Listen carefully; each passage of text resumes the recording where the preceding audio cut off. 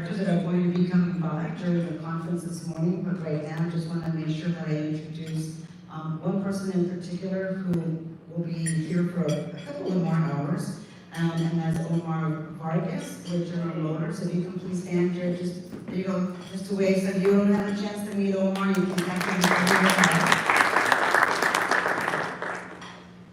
So today, let me share with you a little bit about how the event's going to go. So you should all have a chili tote bag at your chair.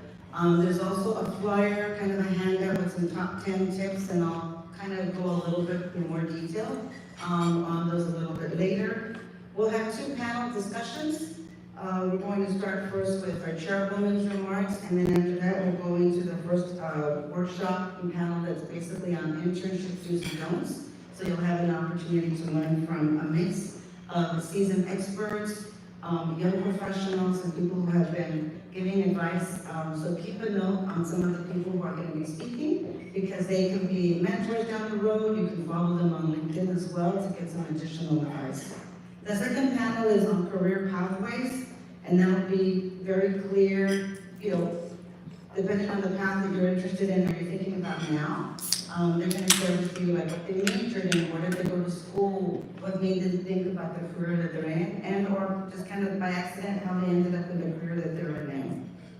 And then we're going to close with a networking lunch so that you have an opportunity to meet other people in the room, go and engage with the speakers. So just a quick note about lunch. So right now we have breakfast served now. They're going to move the breakfast out like close to 10. So if you haven't had breakfast, please help yourself to breakfast. Seconds and thirds, by all means. And I think I mentioned it to some people, we really have extra food, so just grab a bagel and put it in your napkin and take it home.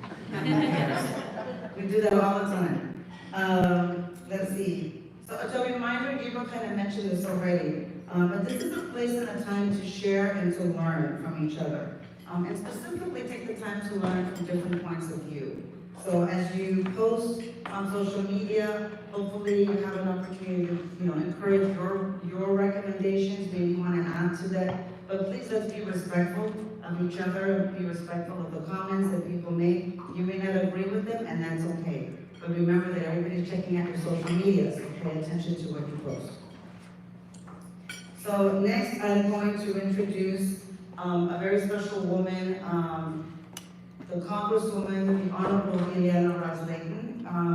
Just left from being in Congress in the beginning of 2019.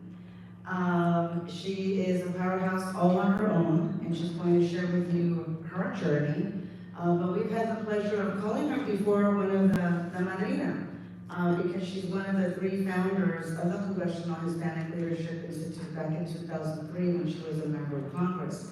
The first Latina and Latino to be in Congress, the first woman of Cuban American heritage to be in Congress. And so now we can't call her White Latina anymore like we used to, because now she's the chairwoman. So now she's the meta, she's in charge. But before she gets up here, I'm just curious, by just a show of hands, how many are you current interns? All right. Okay, so just do shout outs. Where are you from? What states are you from? North Carolina. North Carolina? Texas. California? Virginia. Where? Maryland. Maryland? Florida. Where else? Virginia? What about this side? Have you already mentioned where? Any other states? Michigan? Georgia. Where? Georgia. Okay, all right. So I want to give our chairwoman a lay of the land, which she knows how she's dealing with. She also started as an elementary school teacher and then ran her own elementary school as well. Yes, sir. Question, no Yes. New Jersey in the house? I said shout out, so whatever, New Jersey, okay. Oh, I think you're right behind you. Yes? There you go. Okay. So as you can tell, this is very family-oriented. We're here to serve you today, predominantly interns and the young professionals who are in Washington. This is really for you, so by all means, connect with each other while you're here. Check everybody out on LinkedIn who's going to be speaking. And now I'm going to pass on to the Honorable Ian Rossi. Please join me in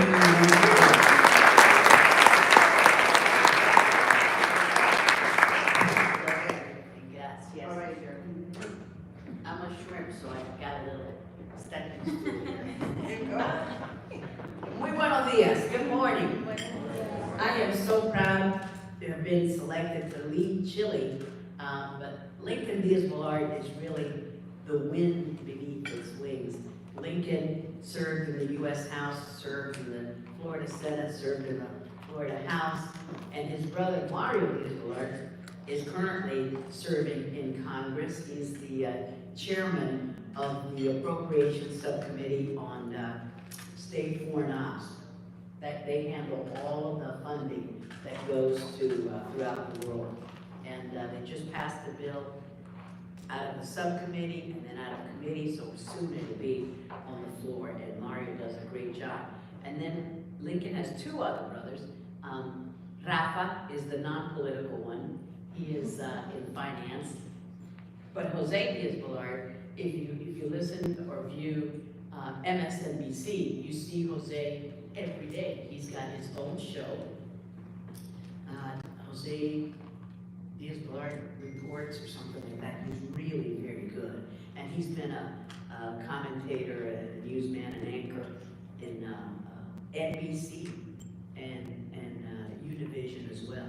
So there was a time when he had 3 shows. He had one on MSNBC Live, one on, is it Telemundo or Univision? Which one is hooked up to NBC?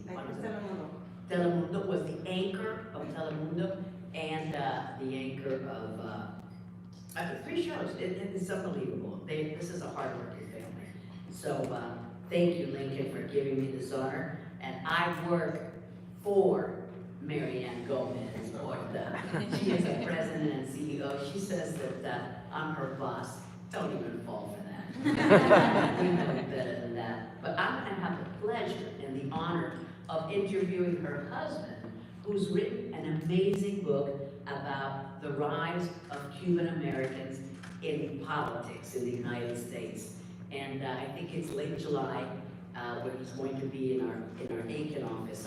After I retired from Congress, after serving casi 30 años, almost 30 years, what was I thinking? And Marianne is right, I did retire in January 2019. I went to work for a firm, Aiken Gump, kind of a funky name, isn't it? Aiken Gump, they say it's like Forrest Gump, but now we rebranded as Aiken because that makes a big difference. And so I've been there, I guess starting my 6th year, and I was just this morning with a tour of our Aiken interns who were doing a Capitol tour. And believe it or not, I've never gone on a Capitol tour. So at least I was there for 10 minutes, but I gotta do that one time. It's about time I start doing that. Have you done that, Marianne? Yes. And have all of you given tours or been on the tour? Because it really is amazing, all that you learn about the history of the Capitol. But anyway, as Marianne so nicely said, I was elected in a special election in 1989. None of you were alive then. Of course, your parents probably were not alive then. It was a long time ago. And I didn't know it at the time, but I became the first Hispanic woman of either party to be elected to Congress. Wow. And I didn't know until I got up here.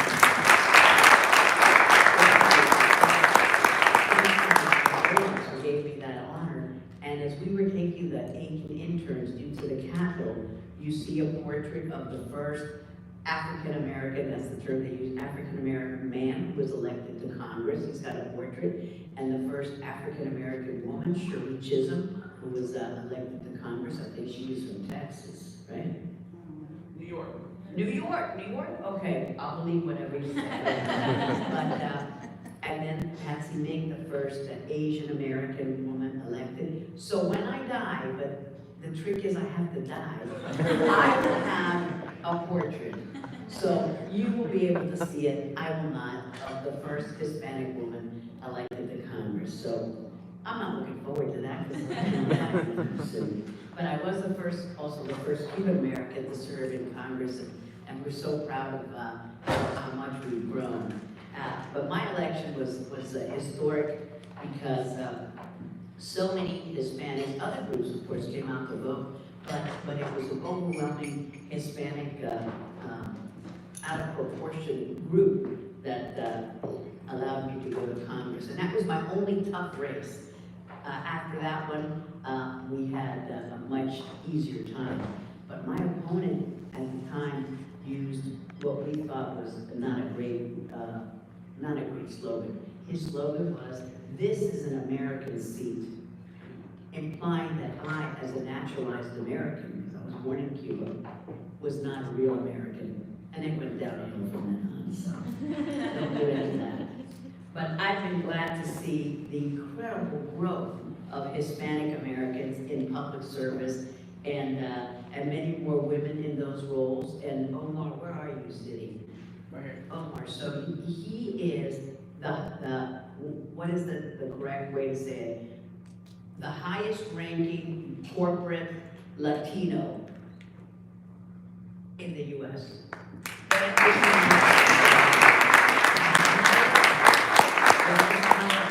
His position in General Motors, not exactly a little mom and pop enterprise, but this guy can give you a lot of tips on how to succeed. So Omar, it's always a pleasure to see you. But my professional journey began, as Mary Ann said, as a teacher. I never thought in a million years that I would be in politics. Nobody in my family ran for office. Nobody was an elected official or even interested in it. The Diaz-Balards, they come from a very respected Latin, Cuban-American political family. His father was the first, he was a Speaker of the House, Majority Leader, the first to say no to Castro, even though his sister was married to Fidel Castro at the time, but he said, no, this guy's gonna be bad news. And he was the first one to call him out. So they came from a very storied Cuban-American political family. Pero mi familia, nadie.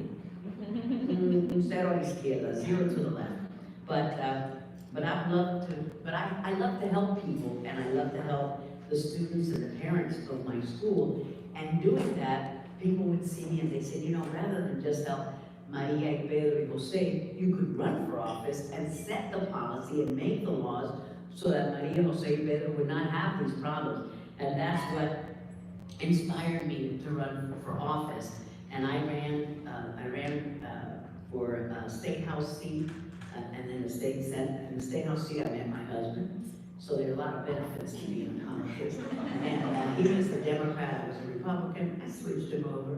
We have a way. And we both ran for the state house for re-election. We ran for the state senate, and then I went to Congress, and he went to be U.S. attorney. So you never know what road God has in store for you. Because I would have never thought in a million years that I would be in Congress or in any elective office. But I was so proud to stand with my legislative brothers, Lincoln and Mario Diaz-Balart, to form this amazing organization, the Congressional Hispanic Leadership Institute, and I love it that it's called CHLI, and to serve as its chairwoman just for a little bit, because Lincoln will come back and take control soon, we hope, very soon. But during my nearly 3 decades in Congress, I hosted many CHLI interns. Jose Marti, the Cuban apostle, would say, "Los niños son la esperanza del mundo." The children are the hope of the world, and you are certainly the hope of the world. So much, we're depending on you so much to bring civility back, to be courteous to one another, and I'm looking forward to you taking over. And us old flood buddies, we can be put out to pasture. But it's inspiring to see emerging leaders like all of you, because each one of you is an emerging leader here today. I commend you for your interest in learning and advancing your career objectives. Just you being here shows that you are interested in moving up and in advancing your career. An internship or fellowship today can lead you to a permanent job or even shape your career. Everyone is in front of you for a reason. Everyone you meet can teach you a lesson of what to do or what not to do. So pay attention and be respectful of everyone. And our panelists today will provide useful tips and valuable information as you consider your next professional steps. And there isn't a one-size-fits-all. This is a recipe that's good for you and good for you and good for you. No, you have to make your own recipe to turn internships into jobs into careers, and you can garner information and learn from the experiences of professionals. And I'll share with you some of the traits and behaviors that make an intern memorable from my experience. Number one, be prepared, be on time, be engaged. Whether you're interviewing for a position or attending a meeting, be prepared for that meeting. Research the organization of the topic, prepare questions to spark conversations and discussion, and provide insight into the conversation. So be prepared, do your research. And when I say be on time, I've got to confess that I'm a stickler for punctuality. In these crazy congressional days, it's hard for you to be on time because you have so many events that you have to go to. But to me, on time means 15 minutes early. And why is it important to be on time? It shows respect for others involved in the task. It shows preparedness and lets the other participants know that you are a serious person, that you are committed. Engage in discussions, ask questions, think outside the box. Brainstorming leads to innovation. Show your enthusiasm for any task. There's no small task.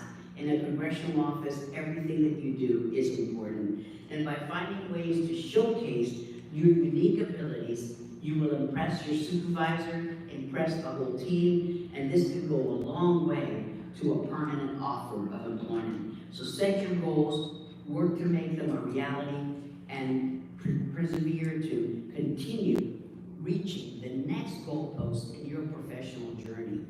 And I am very impressed, Marianne, who put these together? Marianne, she's made up, she comes from humble beginnings, humble roots. Her parents were farm workers. It was a tough life. And she's now president and CEO of this amazing organization. Give it up for Marianne.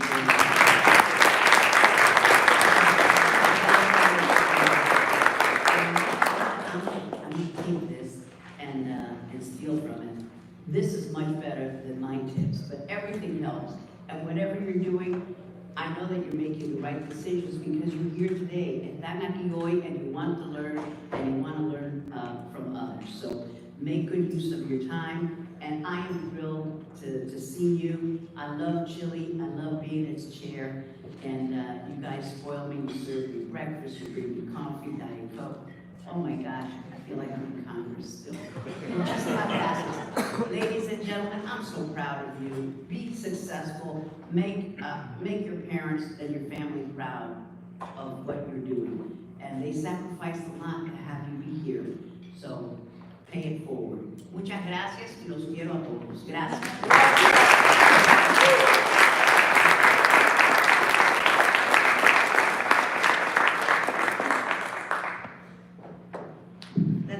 The interns, Diana. That handout is for the interns, but you can take one. It's never too late to learn. All right, another round of applause for the chairwoman, the Honorable Ian.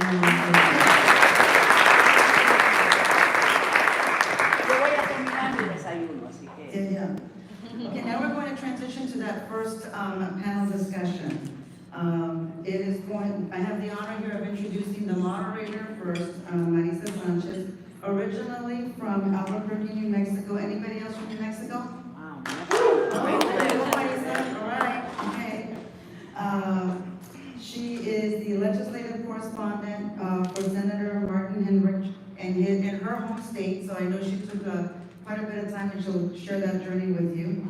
She works in agriculture, energy, electrification, conservation, and public lands. Marisa has held positions on the Hill, in the district, and in government relations. She was a Chile intern in the winter of 2020. How many of you remember the winter of 2020?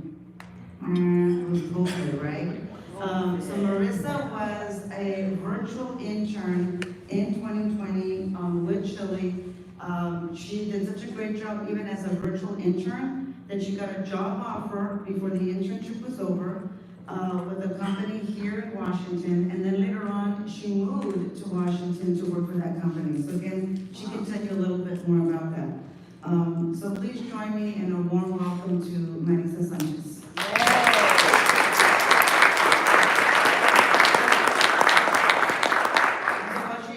Before she takes over, I got two things to do. One is I have to introduce a couple of other people. Leo Munoz, one of our other bosses, board members of Comcast. We have Mark Williams from Frog Strategies, who is on our advisory council. I just want to some of the interns that are over here with Bruce, if you can move over here, because you're not going to see everybody in this corner here. Yep. So if you can just move the gentleman over, I really appreciate that. So, okay, now that I'm done with my homework, I'm totally the teacher over here taking over. Marisa, the floor is yours here. Yay.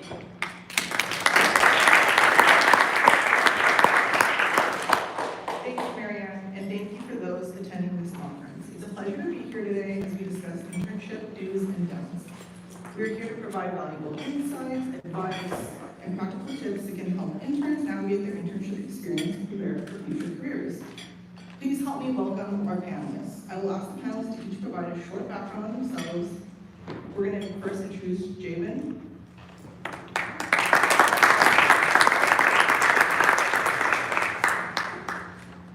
And next is Paola.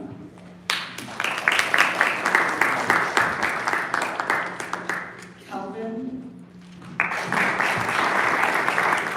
And last but not least, Maggie.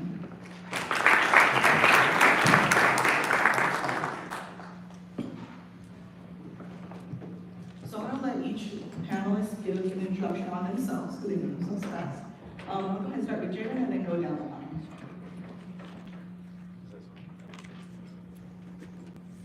Hi, can you guys hear me? Buenos dias. Good morning. How's everybody doing today? Woo! Yeah, that's my kind of guy, yeah. North Carolina over there representing. Yeah. I like it. Come on, that's the energy we need in the whole room right here. Good morning, everyone. My name is Jeyben Castro. I'm currently the outreach director, community outreach and engagement director for CAO. My previous role was deputy director with the House Office of Diversity and Inclusion. We've been rebranded under the Office of Talent and Development. So our resources are still here. The mission is still the same. So anyone that has used ODI before, we're still here. There's too many acronyms for Yeah, that's a lot. Office of Diversity and Inclusion. So anyone that had used the Office of Diversity and Inclusion, we're still around, or ODI.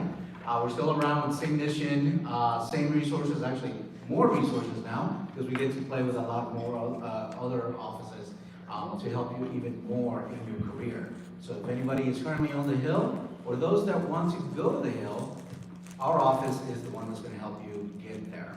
A little bit on my background. I was born in Nicaragua. Anyone from Nicaragua? All right, we got one. We got Anika. Okay, good deal. Good deal. So I was born in Nicaragua. When I was 10 years old, I moved to Miami. And I remember being on the streets with an Ileana sign with my mom. I didn't know what that meant, but I remember being there with an Ileana sign when I was a little kid. And then when I was about 15 years old, so Nicaragua, 10 years old, I moved to Miami, and then when I was about 15, I moved to the U.S. That lame joke is only understood if you've been to Miami. That's good, that's good. And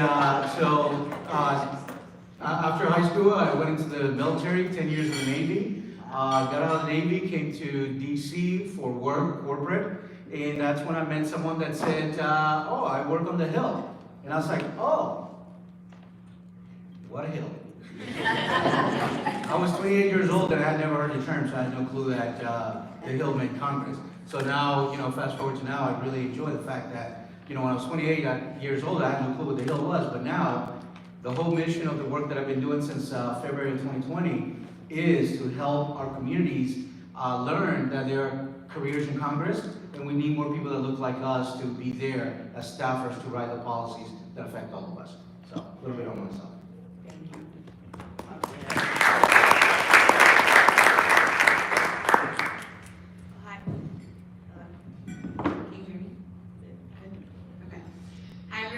Paola Arrellano. I'm currently the Director of Operations for Congressman Valadao of California 22nd Congressional District. I'm from El Paso, Texas. I heard a lot of Texas. I went to school in San Antonio, Texas at St. Mary's University. I studied political science and I minored in communication studies. And like all political science majors, I thought I was going to law school. But COVID hit and I had a change of plans. And so in my last semester of college, I had no idea what I was going to do after. And I went to a conference in Miami where AEI, the American Enterprise Institute, held a Hispanic students conference. And it was all paid for, so of course I went. And I met the team at CHLI there. They had applications open that following month, and so I applied on a whim. I had just signed a lease, I had just gotten my truck, and I was graduating college and I didn't know what the future held, but my dad is a firm believer in do it and we'll figure it out later.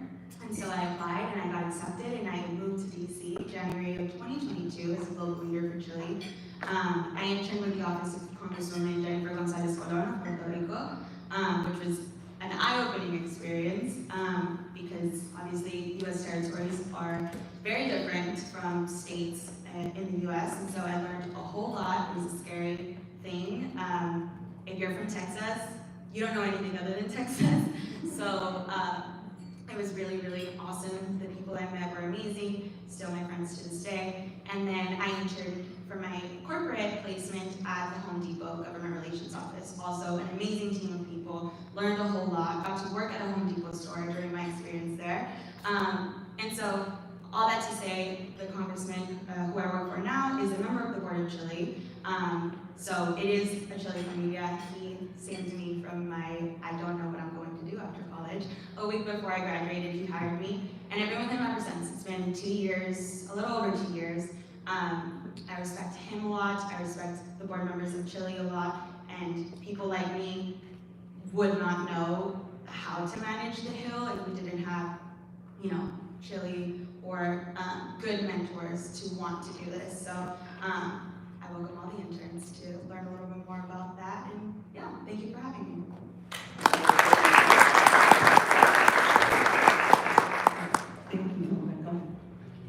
Good morning, everyone. My name is Kelvin Bencosme. I'm with the Committee on House Administration as their staff assistant.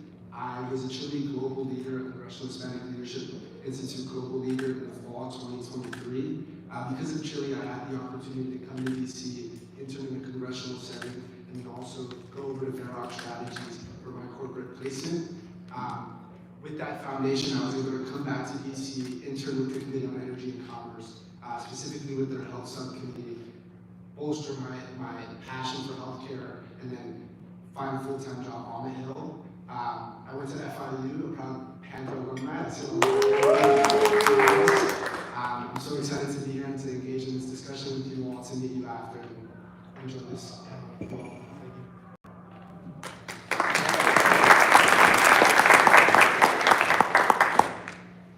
Hi everybody, my name is Maggie Mahfood-Bradley. I work for the Chief Administrative Officer of the House of Representatives. I was born and raised in Texas.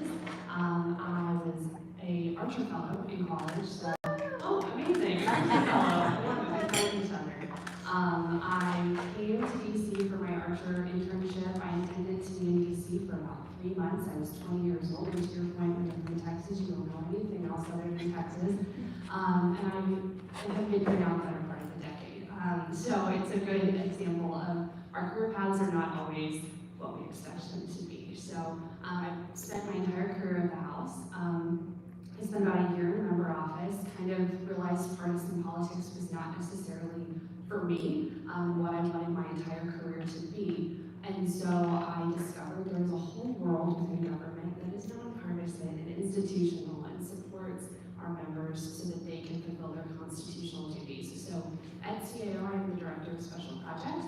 Most recently, and the reason I'm here with you all today, we have been standing up the House Intern Resource Office. So that is a legislatively mandated and nonpartisan program office to support all of our House interns. So I'm very passionate about resources for interns and making sure that you all have everything you need to have a meaningful and substantive experience in your internship. So thank you so much, Julie, for having our office today. Thank you, Maggie. So we're gonna go ahead and, kick off the meeting discussion.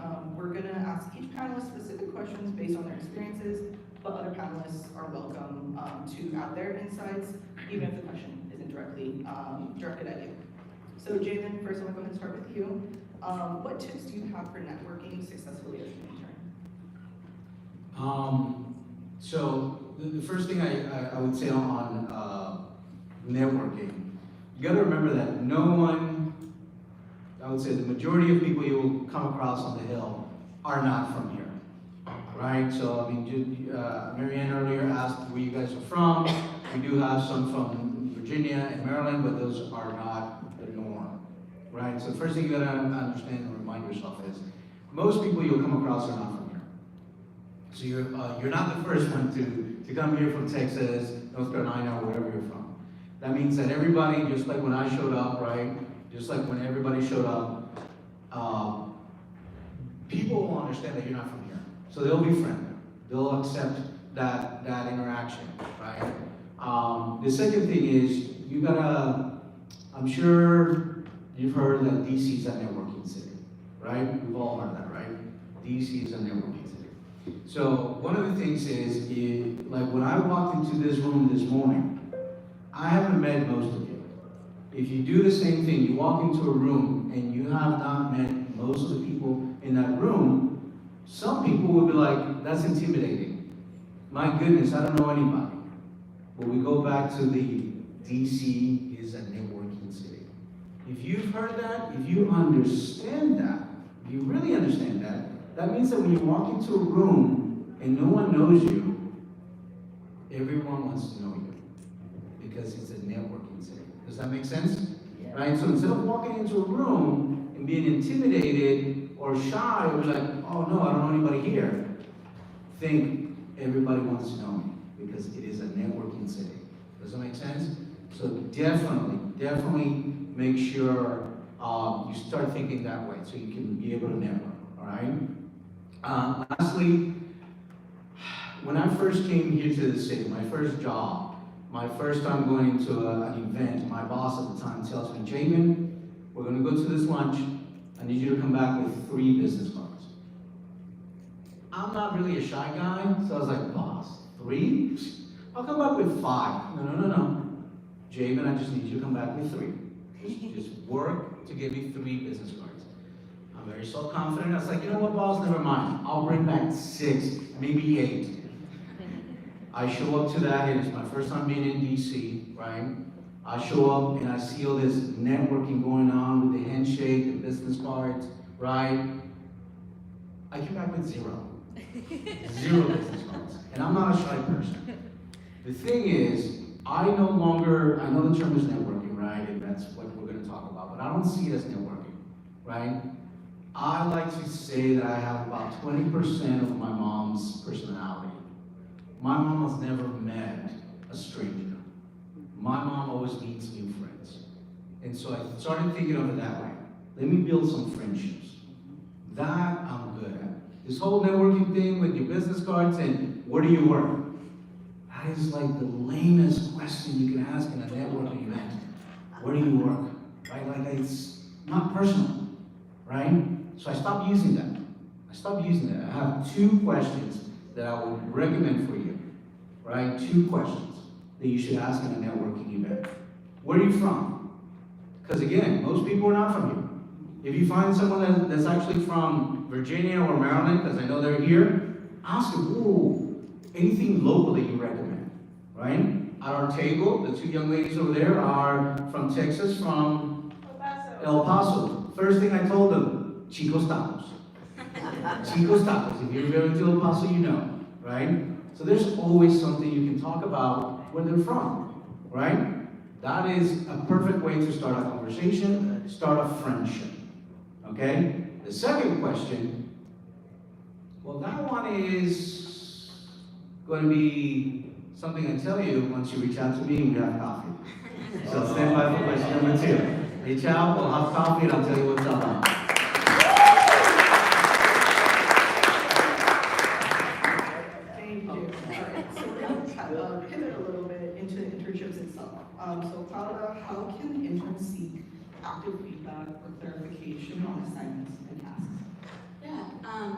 First, I would like to add, I don't think Chico's tacos. There's a lot better Mexican food out there. And something I forgot to mention, I'm a Mexican American, so you mentioned Nicaragua, I have to give a shout out to Mexico as well. And lastly, that business card stuff that he was talking about, I got this tip when I was an intern, and I highly recommend doing it. When you do get a business card, those questions that you asked, that stuff that you talked about, write it on the back of the business card, so that way when you follow up in an email, you're like, hey, remember when we talked about Chico's Tacos? I hope you're doing well. Can we chat over coffee next week? Or you relate it some way, or at the coffee you mentioned, yeah, I remember you talking about, etc. Because you have that business card. You're meeting so many people, sometimes you forget, and that conversation pops up when it's on the back of that business card related to that name. Anyways, back to the question that Marisa asked me. For feedback and stuff, there's a lot of, I would say, prior to asking for feedback that you have to do. Exhaust all options before you actually go and ask, for what the actual task was, or etc.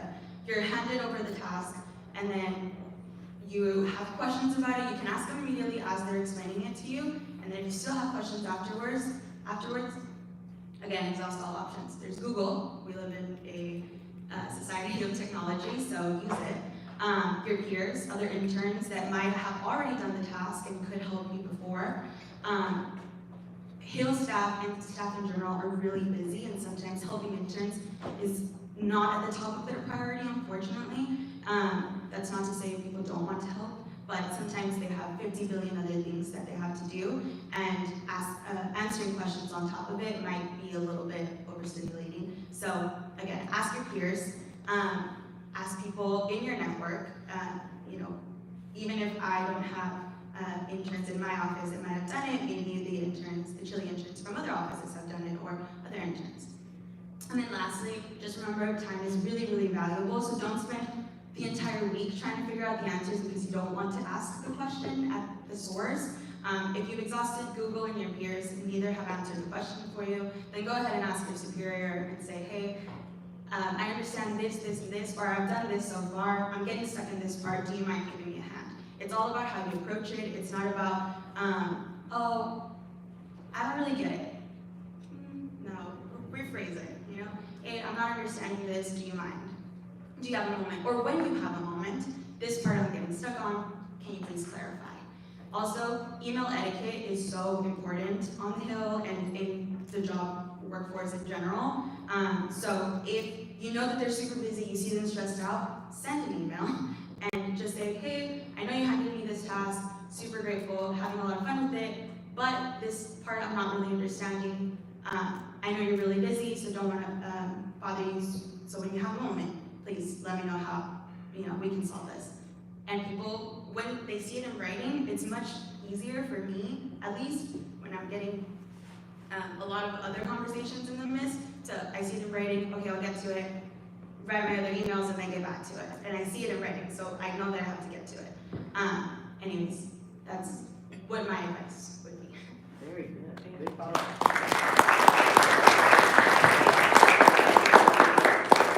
Just briefly, I will second the writing it down. I think knowing how your manager receives information and how you prefer to do that is really valuable. So I'll second that I prefer to receive it in writing because it's down and it's on the list. But thank you for that answer. Moving to Kelvin, can you share the strategy you used to navigate your first internship on Capitol Hill? Yeah, so I think for a lot of people here, if it's your first time on the Hill, I would not put too much pressure on yourself. Settle in, take your time, kind of learn how things work, help your staff, just focus on your main task. With that being said, roadmap your time. Use the networking skills that Jeyben and Paola just shared to build good relationships and then have people with experience to help you create a good plan, see where you want to be in 6 to 8 months, what you want to accomplish during that internship. After that, during that internship, you should focus on three skills. I would say your preparation, your attention to detail, and your communication. Like Paola mentioned, it's a very good skill to have to be able to communicate with your staff, ask them good questions, how to do this assignment, how to get this done. If you can do those 3 things, you'll have a job by the end of your internship. The last thing I would recommend is bolster your purpose. Know why you're there, know what you want to accomplish. So when you meet with people and you're networking, people can know how to help you. They know where to who to introduce you to, where to send you, what reception you should go to. I think those are important. Thank you. And Maggie, what are some things an intern can do in their first week to stand out in the office? Sure. So I have had the pleasure of interviewing probably 100 interns at this point in my career. And what I will say is something that really stands out to me is when someone is confident. And I think we often come into an internship, myself included, when I started at the house, with a really major feeling of imposter syndrome, right? Everyone around us is so impressive, everyone's so smart. Oh wow, so-and-so's studying in an Ivy League school and I'm going to, UT, like whatever, right? You have these feelings. I have them still 10 years into my career. But I would encourage you to be confident, right? The skills that you have is what has brought you to the internship you are in now. You are competitive and you should be confident in who you are and why you're here. That said, it should be coupled with a curiosity, right? You want to learn. There is so much that we do not know. I like to say I learn something new every day at work, and if that were to stop, it would be time for me to move on to something else. So there is always something you can be learning. Be curious about the other people around you. I know you were talking earlier about being respectful of other people's opinions. There's just so much you can learn in any internship, either in the house or outside of the house, right? You are in such a unique position with all of your opportunities in front of you right now. So I just highly encourage you to be confident in who you are, but also curious about what you still have to learn. And then I would say more practically, I love when an intern is taking a lot of notes, okay? Write everything down, people's names, what they do in the office, policies, procedures. Oh, we're in recess next week. We get in a little bit later. We get in at 9. I'm gonna jot that down, right? So just taking a lot of notes, making sure that you understand what the office norms are, I think is really valuable. And then sort of building off of what everyone else has said, ask questions, right? Do it at the right time. People are busy, right? You don't want to walk up when someone's hair is on fire, asking a lot of questions, but find that time where it's appropriate. Ask questions that really helps an intern stand out. I think it shows an eagerness and a willingness to learn. But like I said, I just want to encourage you to be confident in who you are and how capable you are.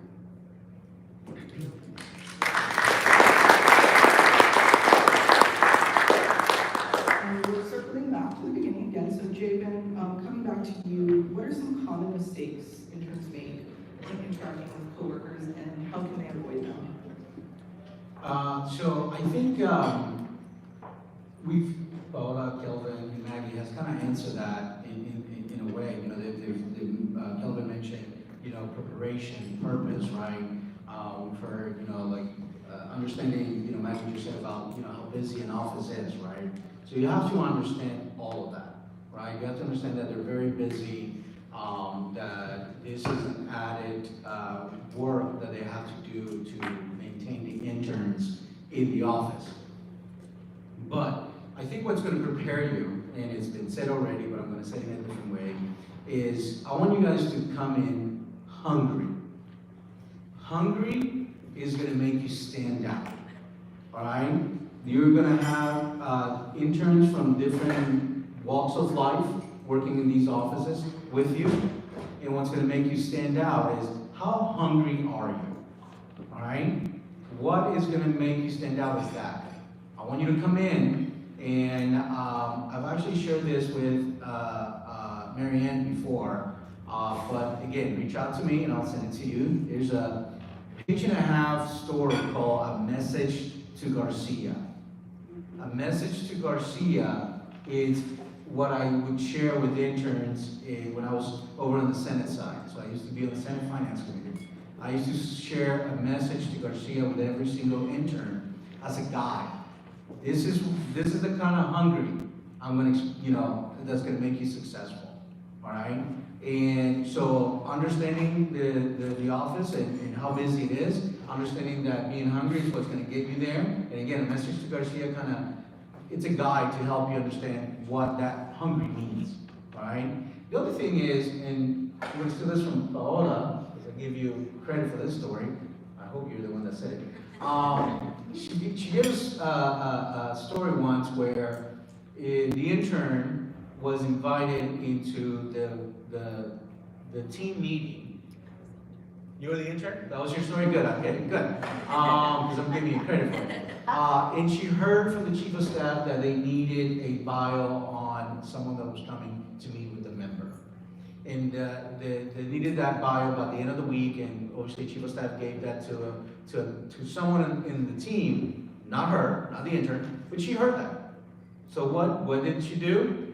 She took initiative, found, Google who the invitee was, and wrote the bio on it, and then gave it up the chain of command and said, hey, I know I wasn't given this task, but I went ahead and did this, tell me what you think, right? That's initiative, that's hungry, right? So understanding that, I think that will kind of avoid any miscommunication that you may have, is understanding that, right? So that would definitely help you get your internship on the right foot. Thank you, Jeyben. Moving on to Paola, this would be something that I'm interested in because I have the privilege of working for a member that's from my own state, so that comes with a lot of institutional knowledge. But how can an intern or someone walking into an office they're not from that district, they're not from that state, how can they succeed in that congressional office? Yeah, so like I mentioned, I interned for the office of Puerto Rico, which not only was a different state, but a different world. They have their own politics, they have their own political parties, they have their own issues that are unrelated to anything in the US. And so that was really terrifying, to say the least. But I learned really quickly that if I just read local news, they have a lot of newspapers in Puerto Rico, you read it, you stay up to date to what's going on in the island, what is important to them, what's important to the Congresswoman, what is she talking about, read all the press releases, try to just stay up to date. Local news is going to be your best friend when you're not from the district that you're interning in, or you have no correlation to it. And I would also say, talk to the staff and be really friendly with them.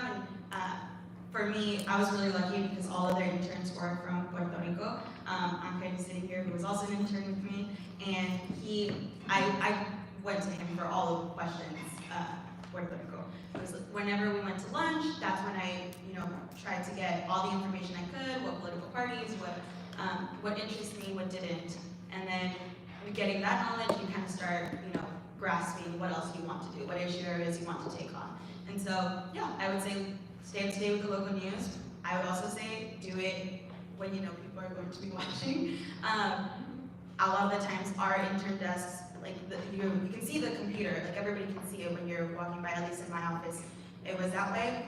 And so instead of being on my phone or catching up on homework that maybe you really do have to do, I was reading the news, and people were passing by who knew I wasn't working on anything, but they saw me take initiative, read the news, try to stay up to date, they knew I wasn't from there. And with the story that Jeyben mentioned, that helped a lot, right? Because I didn't know anything about the district. It was my first week as an intern there, and the only thing, this was I believe a DHS person that was coming in to talk to the boss, and so I knew everybody, the whole team. In the team meeting, they had highlighted all the other things that they had to work on that week. I knew that that was probably a task that was going to be left on the back burner, and I knew that there was a possibility they wouldn't use it, it was going to be a format they might not like. Tried my best. I went on the Common Drive. If you're on the Hill, you know what that is, which is where people store all the files. I looked at other bios that they had done in the past, and then I did my own and hoped for the best. And I didn't, also chain of command, know not to step on other people's foot. So if that task was handed to somebody, I'm not going to send it straight to the chief of staff, right? I'm going to send it to whoever it was handed on to, so that way it doesn't look like I'm just trying to do their job. And if they approved it and they liked it and they like the initiative, then you go on and send it to chief of staff, or they do themselves. And that's just how it goes. Don't step on anybody's toes. Make sure that you know what your chain of command is. But yeah, as far as not being from the district, it's very common. Don't feel nervous. Don't be scared. It's actually a really, really great thing to intern for something that you don't know, because you learn a whole different world. Especially in DC, there's so many different cultures, there's so many different people. So I would encourage you almost to go outside of your comfort zone and do some, intern for somebody that you have no idea where they're from or what they do. Research a little bit more, but do it. Thank you. All right, well, with the interest of time, I want to jump to a question that's for all panelists. I'm going to go ahead and give Kelvin and Maggie the floor first, since they were next in line, and then I'll move back to Jeyben and Paola. I want to make sure we also get to Q&A, so if you can try to keep it within your 30-second elevator pitch, minute elevator pitch, that'd be super helpful. But from each panelist, what is the last piece of advice that you would give the audience? Kelvin, if you want to go ahead and start with first. So my number one piece of advice to interns is to make the ask, okay? You are your single best advocate. So what I would encourage you to do is whether it's asking for help, asking for opportunities, asking for resources or feedback. To be clear, if you ask for feedback, you have to be receptive to it. Make the ask for those things. Do it professionally, respectfully, be kind. The worst someone is going to do is say no. And that no is going to inform future asks. So no one is going to have a problem with you advocating for yourself or making the ask. So that is a very important professional skill, especially now as you're starting your career. Make the ask for yourself.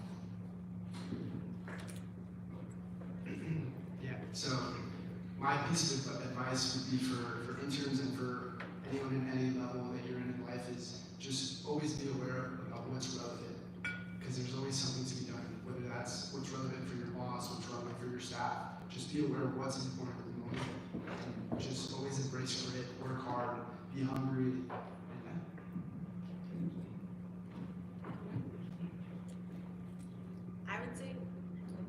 I would say use whatever makes you unique and use that to your advantage. If you think that it's a little embarrassing or anything, no, it's actually such a privilege to have something unique about you in a city that everybody wants the same thing almost. So whether that's you speak another language or you know, are short, I'm very short, but it's kind of my thing and I use it as a laughing thing and networking opportunities, and it just works. People think I'm funny, just because I'm short. So yeah, whatever makes you unique, use it to your advantage. I would say this to everyone here in or online that is an intern on the Hill. You belong. You belong here. You belong here, right? And I say this because, as Maggie mentioned earlier, you know, we come here, we see all these people, we walk into these rooms where most of our families have never been. Hence, I was 28 years old and I didn't know you could have a career in Congress. But you belong. You're in the right place. Make sure you guys understand that. Okay, so that would be my advice to you. My last walking advice is you belong here, right? Thank you. Thank you for that valuable insight. We're gonna go ahead and open up for questions for the audience. So if you raise your hand, we'll have someone from CHLI give you the microphone. You'll be able to ask a question. We have room for a couple. Yeah, we have a couple of questions, so please go ahead and leave your name, the school you go to, who you're working for, and your major. So if anyone has a question, we'll go ahead and run around. Please raise your hand.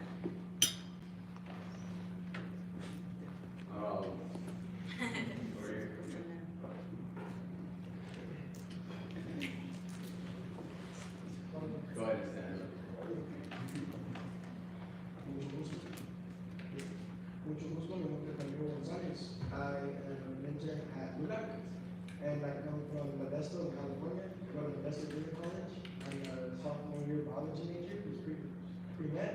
And my question for you guys is, what was the biggest part de tu cultura que trataste de llevar a donde viniste? Because I feel like it's really important representing Latinos, especially in these areas, to have a cultural ritual spaces.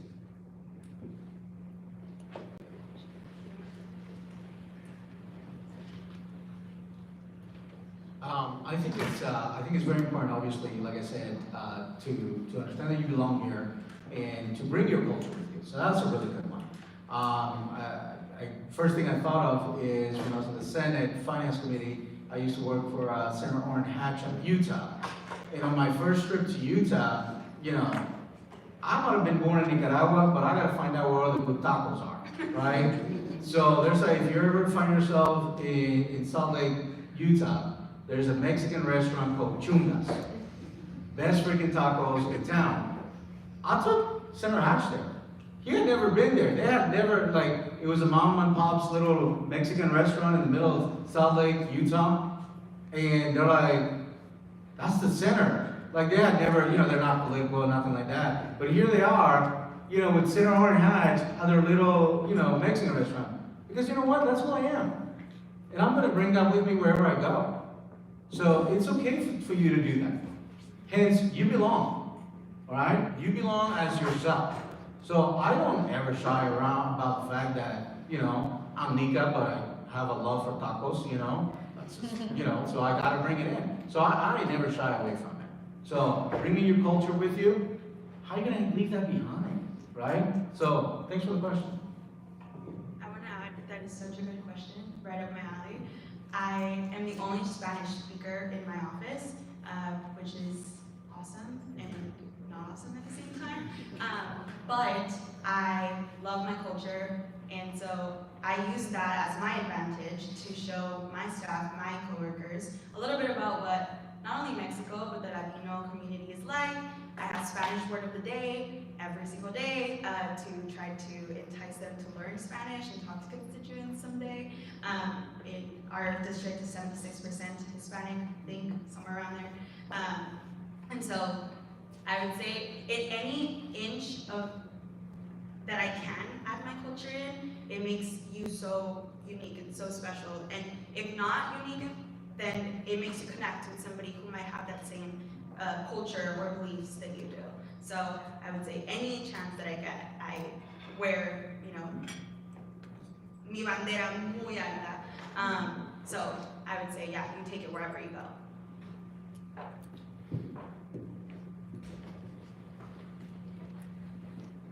Hi, my name is Tyson. I'm entering with LULAC. And earlier it was mentioned that paying forward to your parents. I was just going to ask y'all a couple questions about it. How is it being far away from your parents? Because we were raised in a household that, you know, it's very core family, and like we love our parents. And I guess I was going to ask you, what's a piece of advice that you carry with you to like the hill? Also. Can I jump in there briefly for this answer? I'm originally, Marianne mentioned, from New Mexico. That's very far from DC. So I think something that I helped with me throughout my time here in DC is that I might be far away, but I'm doing something that makes my family very proud. And I think that helped me kind of work through being so far away. I had the privilege of being able to go back and forth during August, during Christmas, things like that. A lot of people can't do that. There's no straight flight to Albuquerque. You gotta take 2 flights, it's more expensive. But I think that's something that helped me throughout my time here in DC and still does. I don't think it ever truly goes away. I know I talk a lot, but it comes with a little bit of, I don't know if you guys can attest to this, but almost like generational guilt. Like, oh, my parents didn't get to travel, my parents have never seen DC. I'm the first to leave, so I'm missing all the birthdays and all the Father's Day and all the Mother's Day, and like, why am I doing that when I could just, you know, be back home and do something there? But very true, Marisa. You're doing something that makes them so proud. I don't think my Mexican parents ever thought when they, or maybe they did, I don't know, my dad jokes that he did, but they never thought that you know, we would come to DC and work and be around all of these really fancy looking people. And now you're one of them. So I would say talk to them every single day if you can, because there's only so much time you have, especially when you're working 9 to 6, 7, 8, 9, 10. There's not a lot of time in between. So don't feel guilty. It comes with imposter syndrome. Just let yourself, and I bet you, your parents are going to be way more proud than you even are of yourself. Actually, I want to jump in real quick because I mentioned earlier that I like to claim that I have about 20% of my mom's personality. And when I talk about you guys coming here hungry, when I think of being hungry up here, because I do it myself, I don't let anyone outwork me at all, it's because my mom. My mom came from Nicaragua to the US, through every single country, every border, right? I was lucky enough that I flew to Mexico, went to Ciudad Juarez, and I just crossed one border, right? But my mom and I both came here undocumented, okay?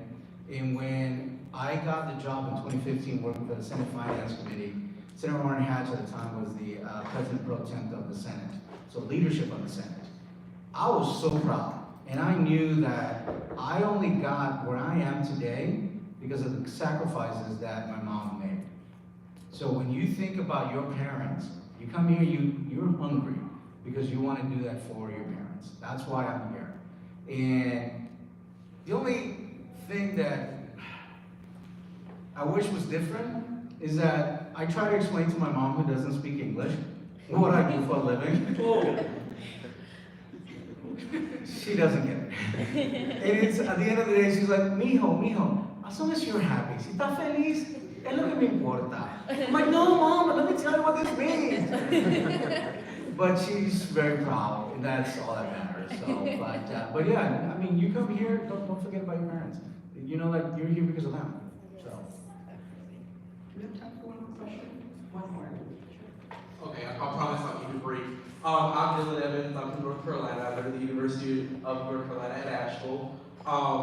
And I'm here with the Congressional Coalition on Adoption Institute. I am a former foster youth, and I'm kind of representing that community. I wanted to ask, how do you engage with feedback critically and not take it personally? Because sometimes, like the other day I wrote a memo, and I feel like this person just like completely went in with the edits, like edit here, edit there, the title was changed, like the formatting gone, like what is going on? And so how do we engage with feedback critically so that we can apply it to add to the way that the staffers would like? So I'm the same way. When I get something back with a lot of track changes, I want to crawl in a hole, okay? So I think what's important to remember, it will get easier as you move throughout your career, right? Is it an attack on your character? No. Are they talking about your mom? No, right? Like, it's not personal, it is about product, right? It's not about you as a person. And I think oftentimes I have to remind myself, is whatever just made me uncomfortable, was it about the product or was it about me as a person? It's usually about the product at work. If it's about you as a person, that's a whole other conversation, right? That's something you might talk to your supervisor about. But if it's about the product that you're working on, just remind yourself, right? It's a service. It's not personal, and that will get easier. And that doesn't make it fun, but it will get easier. Thank you. Yeah, and can I just add on top of that? Take this as an opportunity to learn. It's good to get edits, it's good to get feedback, it's good to get that constructive criticism. And if you feel like it's ever personal, don't be afraid to tell the staffer, hey, let's take a walk. Let's do a coaching lab. This is a good opportunity to like disassociate that issue from the office environment. Take that opportunity to build a connection with them, build a real relationship, because that's where people build good relationships, where they see potential, they can help you, they can see you grow. So, yeah. Thank you. Thank you for that question. And that's gonna end our panel. Thank you guys all for being here. Thank you to the panel for all your wisdom. I'm gonna go ahead and pass it off to Marianne, but we appreciate all you do. Thank you.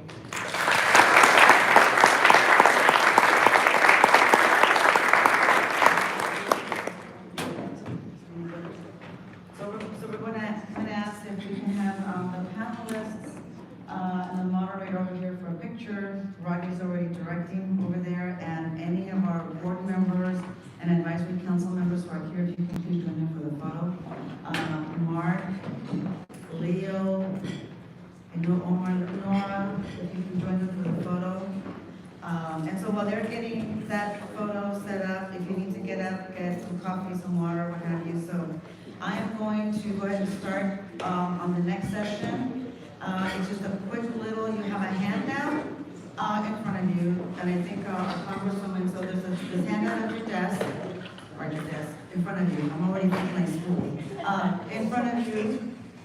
So if you can, just look at this handout, and I'm going to review a couple of things here. And I'm also going to ask some people in the audience to help me with some of these. So these are just tips for you to kind of keep in mind during your internship. So one is relationships matter. You already heard them talk about this, and the fact that relationships are really, really important. So this is how you start building the contacts. This is how you start building who you are and start sharing who you are. So again, just keep in mind that relationships matter.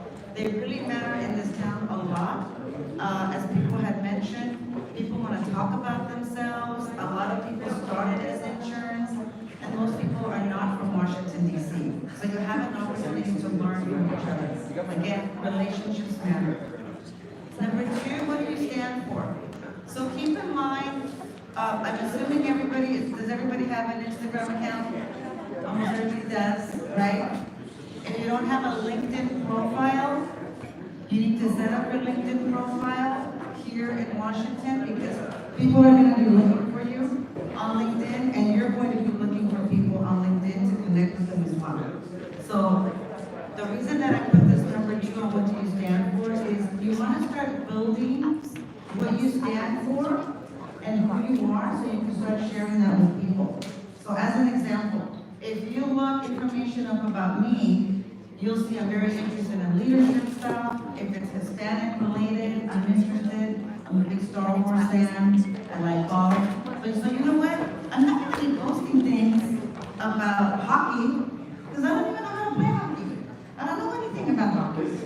The only thing is I have a nephew who plays hockey, and that's about it. So the more that you start to really brand what you stand for, other people also know how to help you. And so when you talk to other people, you can talk about what you're interested in, you can ask them what they're interested in, and it makes it just easier for you in the conversations, as was mentioned earlier, right? You want to ask them what their interest is, where they come from, all of those little things add up to also making sure that you stand, that you share for what you stand for. What was also mentioned earlier is that everyone has a different experience in there. There's no one that has a better or a worse experience. Everybody has an experience. So you need to bring that to the table. Don't be shy. So I was born and raised in a farm worker camp. My dad was born and raised in Mexico. My mom's family was raised in Mexico. She was born in Brownsville, Texas. They met working in the fields in Northern California. Am I ashamed of my parents? No. I talk about it because it's part of who I am and what I bring to the table.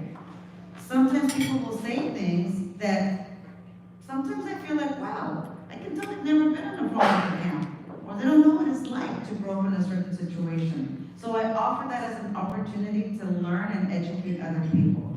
Not to be rude and disrespectful, not to tell them they're wrong, but it's an opportunity to teach other people. So keep that in mind. Professional voicemail and photos. So again, on your LinkedIn profile or wherever you are, you're now in the professional world. You're in Washington, D.C., you're interning here, you're working part-time, you're making connections, so no more cute little photo, I'm sorry. You have to change your photo on your profile. Try to make sure that you've got a professional voicemail message.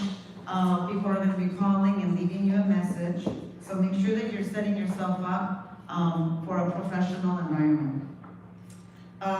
Number 4, like I mentioned, in an email. I know a lot of you have an email from your university. It's all good, but you need a different email, okay? Because you can't be working on the Hill, getting your first job, making the connections, and you're still using the university email. At some time, you gotta let it go, okay? So you're gonna have to need another email, all right? So you can use Gmail, Outlook, whatever else, but at some point, you've gotta let that university email go. A little bit of the cleaning of the social media, so start looking at what other people are posting on social media. Again, you're gonna have to start cleaning it up a little bit, okay? No more party photos, no more hanging out with other friends. And if you're gonna do that, be thoughtful of what you're sharing, right? I'm gonna share a photo. Our photographer knows this, and we've talked about this before. We show photos of people getting together and talking. We don't show photos of people just drinking, okay? You gotta keep in mind, because all of the images, all of the words that you use now are gonna follow you for a long time on social media. So you need to make sure that you start being thoughtful about and intentional about not only the photos that you take, but the photos that you're in and what gets posted. So start really thinking about that, because you're all in this digital age, and you're all going to be exposed to maybe somebody taking a picture of you, trying to use it in another photo. So just start paying attention to that a little bit more. Something that kind of has come up in other situations is you may now have a bank account, but you need to start thinking about your finances. So if your parents, legal guardians, elders in the family, your friends, start thinking about a bank account, start being financially responsible, because in some jobs, they're actually going to check not only your social media, but they're gonna check your credit score. Maybe not your first job, but it could be your second or third job. They're going to start checking that. Why would they do that? Because, one, they want to check if you're a responsible person. And checking on your financial credit is an example. Doesn't mean it's everything, but it's an example of how you manage yourself and your life. And if you're in a job or in a situation where you're going to be managing money, they want to make sure that you know how to manage your own money. Okay, so start thinking about that. If you need help, if you have questions about that, let us know. Again, connect with somebody else to help you navigate that. Number 7, Google yourself. Google yourself. You just never know, because this is what other people are doing. They're gonna Google your name, they're gonna look you up on LinkedIn, and so if you've never done that, check to see what people are doing. When I first started dating my husband, I Googled his name. There's apparently another Carlos Horta who's a dancer. Trust me, that is not my husband. So I started looking up information about other people, because you just never know, right? People are going to do it, they may not tell you they're going to do it, so take the time ahead of time to Google yourself and learn what are people saying. It could be the difference between a middle initial, a middle name, a junior at the end of your name. So take the time to Google yourself, because if you have to distinguish yourself from somebody else when the names pop up and it's not you, it's an opportunity to do that. Like I said, maybe it's an opportunity to start using your middle name on social media, or maybe it's just a middle initial. But make sure you start to make sure that when people are looking that up, that it's really you and it's not somebody else, okay? Number 8, look at the opportunities here and around you to look for a mentor. Somebody who can give you some advice, someone that you can go to, someone that's going to help you maybe navigate a little bit more of Washington, D.C. My suggestion is consider someone in the office where you are now, but also think of somebody outside of the office where you're interning now. You know, maybe, if I work with Jeyben, maybe I kind of feel a little awkward asking him a lot of stuff, but maybe if I don't work with Paola, I want to ask her information, right? So start considering the people that you run into at events like this, at other events or other meetings that you're at while you're interning here, and start building your own little network. And maybe there's a mentor who's really good with one of your colleagues, and maybe that mentor would be able and willing to also help you out. So you never know who that might be.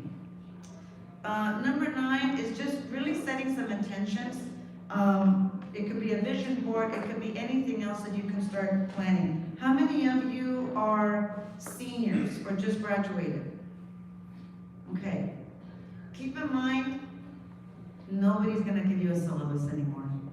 No one is gonna check on you. No one's gonna give you a quiz to check on how you're doing, because you graduated. The assumption is you graduated, you're on your own, right? And so think about it, if you haven't graduated and you're still in school, start planning ahead. What is it that you want? Dream for it. Put it down on a piece of paper.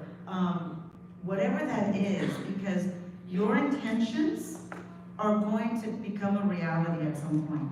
It may not be this week, it may not be next month, but it's down the road. So start thinking really positive about yourself, about your experience, about what you're doing here, and start planting those seeds for yourself down the road.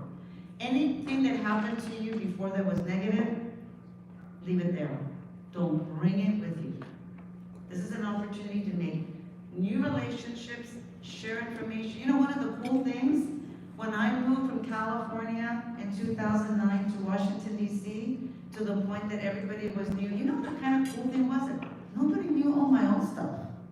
Nobody knew the mistakes I made before. before. The only way they were gonna know was if I told them, right? So start thinking about the new opportunities you have here to build new relationships, set a new brand for yourself, and help yourself with those opportunities. The last tip here, and then I'm gonna have an exercise for everybody to do. So the first thing is 24 hours. You heard some people say earlier this morning, and you probably hear it enough too, that, oh, so-and-so just so busy. Oh my gosh, so-and-so not gonna ask it. But keep in mind, we all have the same 24 hours in a day. All right? It's what you do with your 24 hours. It's who you spend 24 hours with, and vice versa. Somebody who's spending some of their 24 hours that they're never gonna get back. They took the time to spend with you. So be respectful of that, be respectful of that time. And at the same time, think about who you want to serve, what you want to do, and what you're going to contribute in those 24 hours as well. It's not about being an intern and just taking and taking and taking. Because if you only focus on what you're going to take from others, it's going to be a very short journey. Because people are not going to help you. You also need to be helpful in order to receive. And that's part of what happens here in Washington. People want to help because they're also going to receive. They want to meet you because they've never met you. They're going to help you, but you know what? You're going to be an important and a value to them as well. So don't count yourself out because I'm an intern. Don't count yourself out because I just started here. It's important that you're here. It's important what you're contributing. And so keep that in mind as you're building those relationships. Now, yes, do some people seem busier at times? So part of it is timing. When members of Congress are here in session, whether you intern for a member's office or not, it could be LULAC, it could be another nonprofit, it could be working in an agency office. Keep in mind that here in Washington, D.C., and in the area, when members of Congress are in town, it's just a little crazier. Because they're in town. They got things to do, they got work to do, right? They have meetings to go to. There's a lot going on during that time. So timing is also important. So keep that in mind when assignments come, when things are coming before you. Members of Congress are in session right now, so it is a little busier, it's a little crazier, right? But when it's recess and they're not here in town, maybe that's the extra opportunity for you to get that coffee time, to ask for a little bit more feedback. Know the timing, know what's going on. That's a very big part of knowing your audience. Your audience right now is who you work with, who works around you, and who are the bosses. Know that so that you can navigate that a little bit better. So before I go to questions, and I tell Gabriel to give me a little bit of a flag so we have a little bit of time, but I'm gonna ask Edith to come up for this exercise. Come up here. She doesn't even know we're doing this, so I'll show you when she comes up here what I'm gonna have her do, because you're all gonna participate. Just because your brains are red, so we can kind of match. It's perfect. No. Okay, all right. So, how many of you have already met people, had to shake hands and introduce yourselves? Almost everybody, right? Okay, so, let me see if I got this microphone. Is this one on, dear? Can you turn? Is it on now? Did I just, okay, now it's on. Okay, this is what we're gonna do. So you're gonna stand wherever you are. That includes my board members, you two stand. Stand where you are, everybody stand. Okay, so this is what you're gonna do. So you're going to introduce yourself and meet the person next to you. All right? So if you haven't already done that, you can, but let me tell you. Okay, some of you are getting ahead of the exercise. Hold on. Okay, look. When you meet someone, okay, you don't go sideways and go, hey, hi, Edith, how you doing? Okay, you gotta meet them square. Square means shoulders to shoulders, like a square. All right? So you're gonna meet them like that, like a square. Right hand, even if you're left-handed, I'm sorry, it doesn't count. All right? Right hands, firm handshakes, no wimpy handshakes. You're not gonna leave this conference with wimpy handshakes, okay? You're gonna shake hands. All right. Don't beat up the arms, okay? No beating up the arms. We're just gonna have a nice, simple handshake. Now, if you have a name tag, on what side does the name tag go? On the right-hand side. You know why? Because if you have a name tag, we're gonna exchange eye contact. We're square with each other here, right? The name tag goes on the right because you want to be looking at the person. You want to read their name on the right. You want them to read your name on the right while you're still shaking hands. So it's eye contact, name, and then actual physical contact. All right, so after you all leave today, I better not see name tags on the left, and I better not see beating each other up with a handshake, and no introducing each other on the side like this, okay? You got it? All right, thank you for being here. All right, any questions, anything? All right, so now you got to meet each other a little bit here. In public session, we come back to the second panel. Okay, so we have a 10-minute break. Make sure you have an opportunity to go introduce yourself now to somebody else that you haven't already met, and we'll be back in less than 10 minutes. I have a few pictures.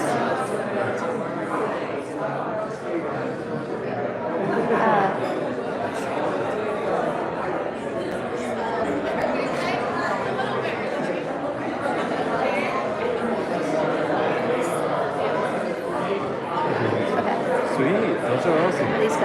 I crossed. Good? Yeah. You had me sent. So like the only ones I don't know their names would be these two, and that's Diego. Mark. Yeah, Mark Williams. Diego. Mark Williams. Like, just something I just have them, so I just want to have them. So Mark Williams. I can also just ask what their name is too. Yeah, that's true. I don't know. I forget her name on the left.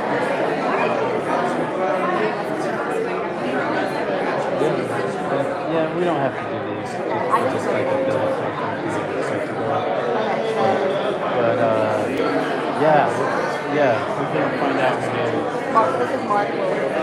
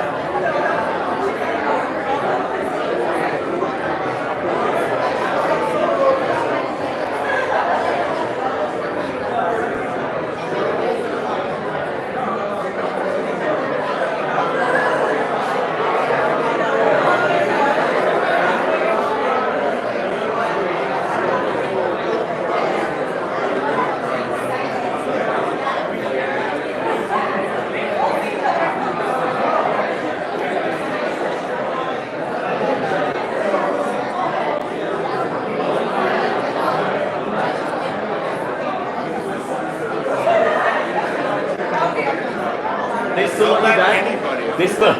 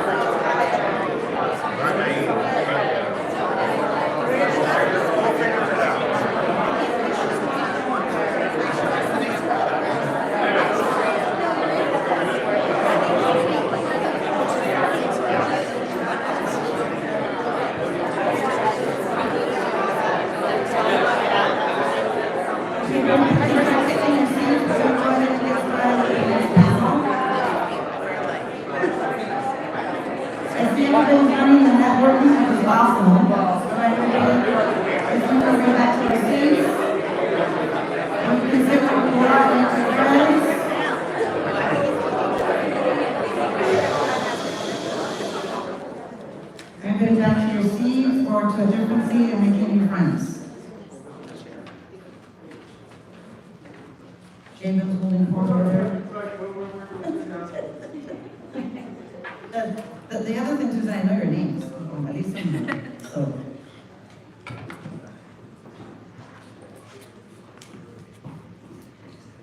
Okay.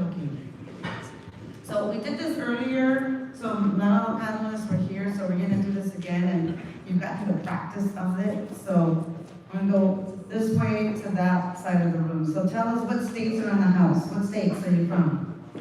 Maryland. Maryland, what other states? Georgia. Virginia. Where? California. Texas. Georgia. Puerto Rico. Puerto Rico in the house. Where else? Who else we have? Illinois. North Carolina. Who else is over here? What other states? California. California. The back table. Any new states? California. California as well. Oh my God, my Cali people here. Okay. What else? Who else? Anybody else? Where? Ohio. I love it. Any other states? Did someone say Mississippi? What West Virginia? Anybody else? Different? Wisconsin. New Mexico? Marisa's like, New Mexico? I can't, I guess we count here. Okay. So I always like making sure that the panelists know where everybody's from, and it just kind of makes it fun too, and they'll tell you where they're from and their experience as we go through this discussion. So first I'm going to introduce you to Omar, Franco, the moderator for this discussion. We always ask the moderators to give us a formal introduction, because if not, then I lose track, and then I'll just say whatever I want to say. I don't want me to say that. So, yeah, exactly. So Omar has been a champion for internships and fellowships, not only for the Congressional Hispanic Leadership Institute, but for many other organizations here in town. He is currently the Senior Director at Becker and Poliakoff, which is a law firm and lobbying shop here in Washington, D.C. He's the head of the office. Their federal lobbying practice, they represent a number of variety of clients, including Fortune 500 companies, small businesses, higher education institutions, trade associations, nonprofits, and municipal governments. A lot. So basically, Omar and his team cover a big, big territory. He's been recognized as what they call a hired gun. You may have to explain that to this group. I'm just saying. A hired gun on the Hill's annual list of top lobbyists since 2018. And also he's been recognized in 2020 again, and in some other top lobbyists of organizations. Specifically was referred to as one of the top lobbyists by the National Institute of Lobbying and Ethics. Ethics is a big deal in this town. He's also was previously the Director of Government Relations for the University of Miami. Anybody from University of Miami or Florida, you probably know that university. He has great experience beyond that. He also started and was the first Chief of Staff for Congressman Mario Diaz-Balart. If you recall from earlier this morning, the Honorable Ileana Ross-Layton mentioned that Congressman Mario Diaz-Balart is one of the 3 founders. So Omar technically was kind of like the unofficial founding member as well, since as you've gotten to learn, when you're in someone's office, you're kind of part of like that whole team to help with that member or that boss in the office do what they need to get done. Omar is also the past president of an organization called the Hispanic Lobbyists Association. So if you're interested in anything like that, whether it's Hispanic or not, you can ask him about those trade associations. He's also a board member now of our organization, and also on the advisory council of Friends of the National Museum of the American Latino, and he's the board secretary of another nonprofit named the Latino Coalition. So I think I covered everything, Omar. Yeah, so, I'm tired just yeah, we can skip you, and we can just go to the rest of the group. So a round of applause for Omar. Thank you.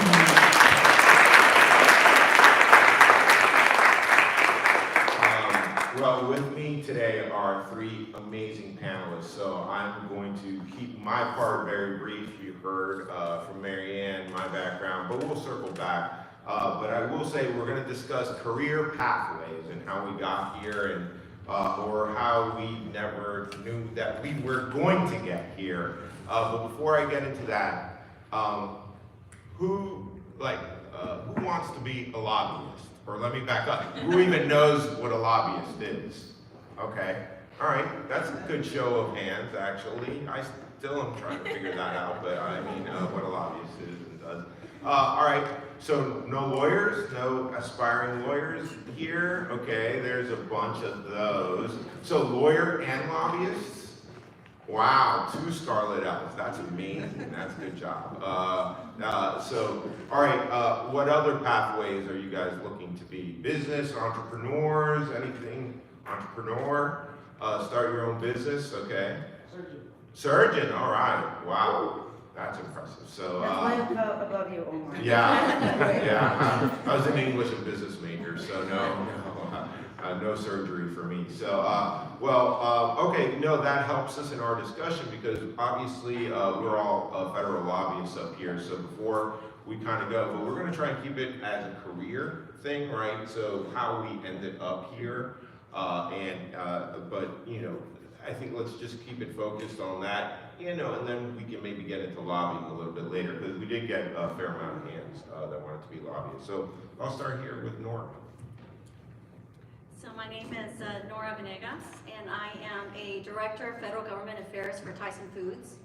I work on immigration, healthcare, labor issues, some D&I, and anything else that comes my way. I've been at Tyson since 2002, which is a little over 21 years. I'm originally from Texas, a very proud native Texan. I was a middle school teacher of math and computer literacy before I made my way to DC, and I live in DC with my husband Joe and my son Jorge Andres. Hi everyone, good morning. I'm Sarah Towles, I'm with PepsiCo. I'm from Wisconsin. I didn't hear any Wisconsins out there, so I'm probably representing them myself. But I'm on the Federal Government Affairs team. I'm a lobbyist for PepsiCo. I've been there for just about 7 years, and before that worked on the Hill. Started off as an intern, like a lot of people in this room, then a couple I got a chance to meet, and then worked on the Hill for 12 years. So I handle a lot of our tax issues, transportation and supply chain issues, and technology issues. So I say anything with a T, that's my issue area, just randomly. So really excited. Thank you, CHLI, for this opportunity today, and just love this discussion. So thank you. Morning, everyone. My name is Melissa Alvarado. I'm a Director of Federal Government Affairs at Delta Airlines. I focus on security issues internally, so my background is aviation security. I've worked, I started in the Senate as an intern in the state, and then moved to DC once I graduated. I've worked for DHS and TSA, as well as for Benny Thompson and House Homeland. So, have really definitely spent my time in government, and now happily working on Delta issues, aviation specific. So I work on Senate Commerce, and I lobby Senate Commerce and the House, as well as the administration. Thank you all. So I'm going to start then with you, Nora. So, my wife is a third grade teacher, so I really am interested to hear your story, how you went from middle school to lobbyist, because maybe we can expand our lobbying practice. So when we moved to DC, like I said, I was a middle school teacher in Texas. At the time, our son was 2 years old, and I thought, oh, DC was the murder capital, and I was so naive and didn't realize that it's like a phrase that gets, all of a sudden it's another city, and I thought it was just DC. So anyway, I stayed home with our son, and my husband worked on the Hill. When I decided to go to work, I wanted a maybe entry-level 9-to-5 job, because I was responsible for a daycare pickup, drop-off, that kind of thing. And so I worked for a telecom company, 9-to-5 hourly, did administrative pack work. My son got older, I got more familiar with DC, and kind of took time to figure out what I wanted. And I saw this amazing ad in Roll Call. This is before all the social media. So I saw it in Roll Call, and it was a job description for government relations. The Roll Call newspaper. Newspaper, yes, I'm sorry, newspaper, yes. So a newspaper, and I saw this ad, and it was a job description for a Fortune 100 company that was opening a government relations office in DC, and it was going to be a small office, and it needed, someone who was willing to work on stuff from A through Z.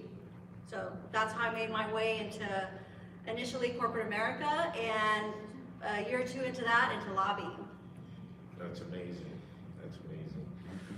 Sarah, 12 years on the Hill. Wow, that's above and beyond the Call of Duty. What skills do you think you learned there that then you were able to transition to your lobbying? No, great question. So I would say, and I think a lot of these skills surpass just the Hill, but I think some of you who worked on the Hill, I would say there's two main things that I learned. The first is just be prepared and do your homework, which is hard because the Hill is such a unique environment where things are coming at you so quickly, right? You have a small team, you're expected to do a lot of work, but to really know your stuff and to make sure you're prepared, and so your boss, or if you're not working on the Hill, if you're working in an agency for administration, is fully prepared too. And I have, the moment where it was most clear to me. So I worked in the House for Congressman Jeff Flake from Arizona. And one of the big things he was is against earmarks, which I know Omar is not necessarily supportive of. Big fan. But what he would do is he thought, his principle was that he thought earmarks weren't fair because they weren't given to members equally. It was because they had seniority positions. So what he would do is when an appropriations bill was on the floor, he'd file amendments stripping out each and every earmark. And so he would be totally transparent about it. He'd tell if there was a member, if he was gonna strip their earmark, he'd tell them beforehand and say, listen, it's nothing personal. I just don't know if this is the best use of federal money. I'm gonna challenge it. And going down on the floor, sitting behind him, knowing he was gonna challenge another member, often they were very senior, it was probably the most terrifying moment I ever had working on the Hill.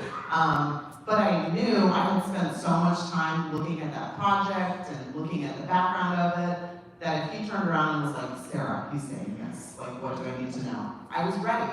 And you should be that prepared to think for anything, because when you're working on the Hill, you're a strategic advisor for someone, right? So you're the expert on a lot of these issues, which is a lot of power to have. But knowing your stuff and doing your homework and being prepared is a huge part of that. And I think it will help you in anything you do, but especially on the Hill. It was so important. I realized that pretty quickly. And then the other thing I think is just the importance of coalitions and working in a group. So, when I started on the Hill, I was an intern, I was a staff assistant, LC, LA, LD. I was never a chief of staff or press secretary, but I worked with a lot of chief of staffs and press secretaries. But I would say, you can introduce the bill or try and get a letter and get signatures, and you can do those things. But the members and the offices that were most effective would really build coalitions, right? They would work with other members of Congress, often on the other side of the aisle. They would work with trade groups. They would work with nonprofits, constituents, and that's when things got done, and those were the most successful offices. So that was a lesson I learned pretty quickly too, is that the power of coalitions and working with other people really gets things done. I would say those are my two. So Melissa, you went from being an aviation security expert, right? So you have an interesting career path, because you actually learned, you were in the business, and then you kind of started transitioning that to government service and then private sector service, right? So what was that like? Because how did you first start off on that part of the equation and then become where you are at today? So I think adaptability is the most important thing, just because I could have never told you coming out of college or even when I started on the Hill. So I was an intern for Senator Nelson in the state. I went to Florida State, and it was part of my experience while being at school. And from there, I was an economics and international affairs major, so aviation was not top of mind. And it really was, I wasn't looking to work in Congress ever, and I've gone back 3 times now, so the planning is not great on that. But I was looking for a job. You have to make those connections and do those networking and have those copies for information. Because coming out of school, you don't necessarily know how to navigate or how to kind of get your foot in the door. And a position opened up as I was looking for a job, and so I started as a staff assistant as well. And Senator Nelson's office was very special and unique because they would really give you that flexibility. So even as a staff assistant, I was already helping with folks, partially because we were still doing earmarks, and that was a lot of work. And just being flexible and telling your the people on your team, like, you're ready, you want to be helpful. And I was fortunate enough in that office, in my time there, to really, I worked on every issue, and I got a really good sense of what I liked and what I didn't like. Even though it all combined, I will tell you why it all was all from Switchfoot. So I don't love healthcare, but we had a pandemic, and that ended up being a primary for everybody, right? But it really was about just finding what things that interest you and kind of expanding your view.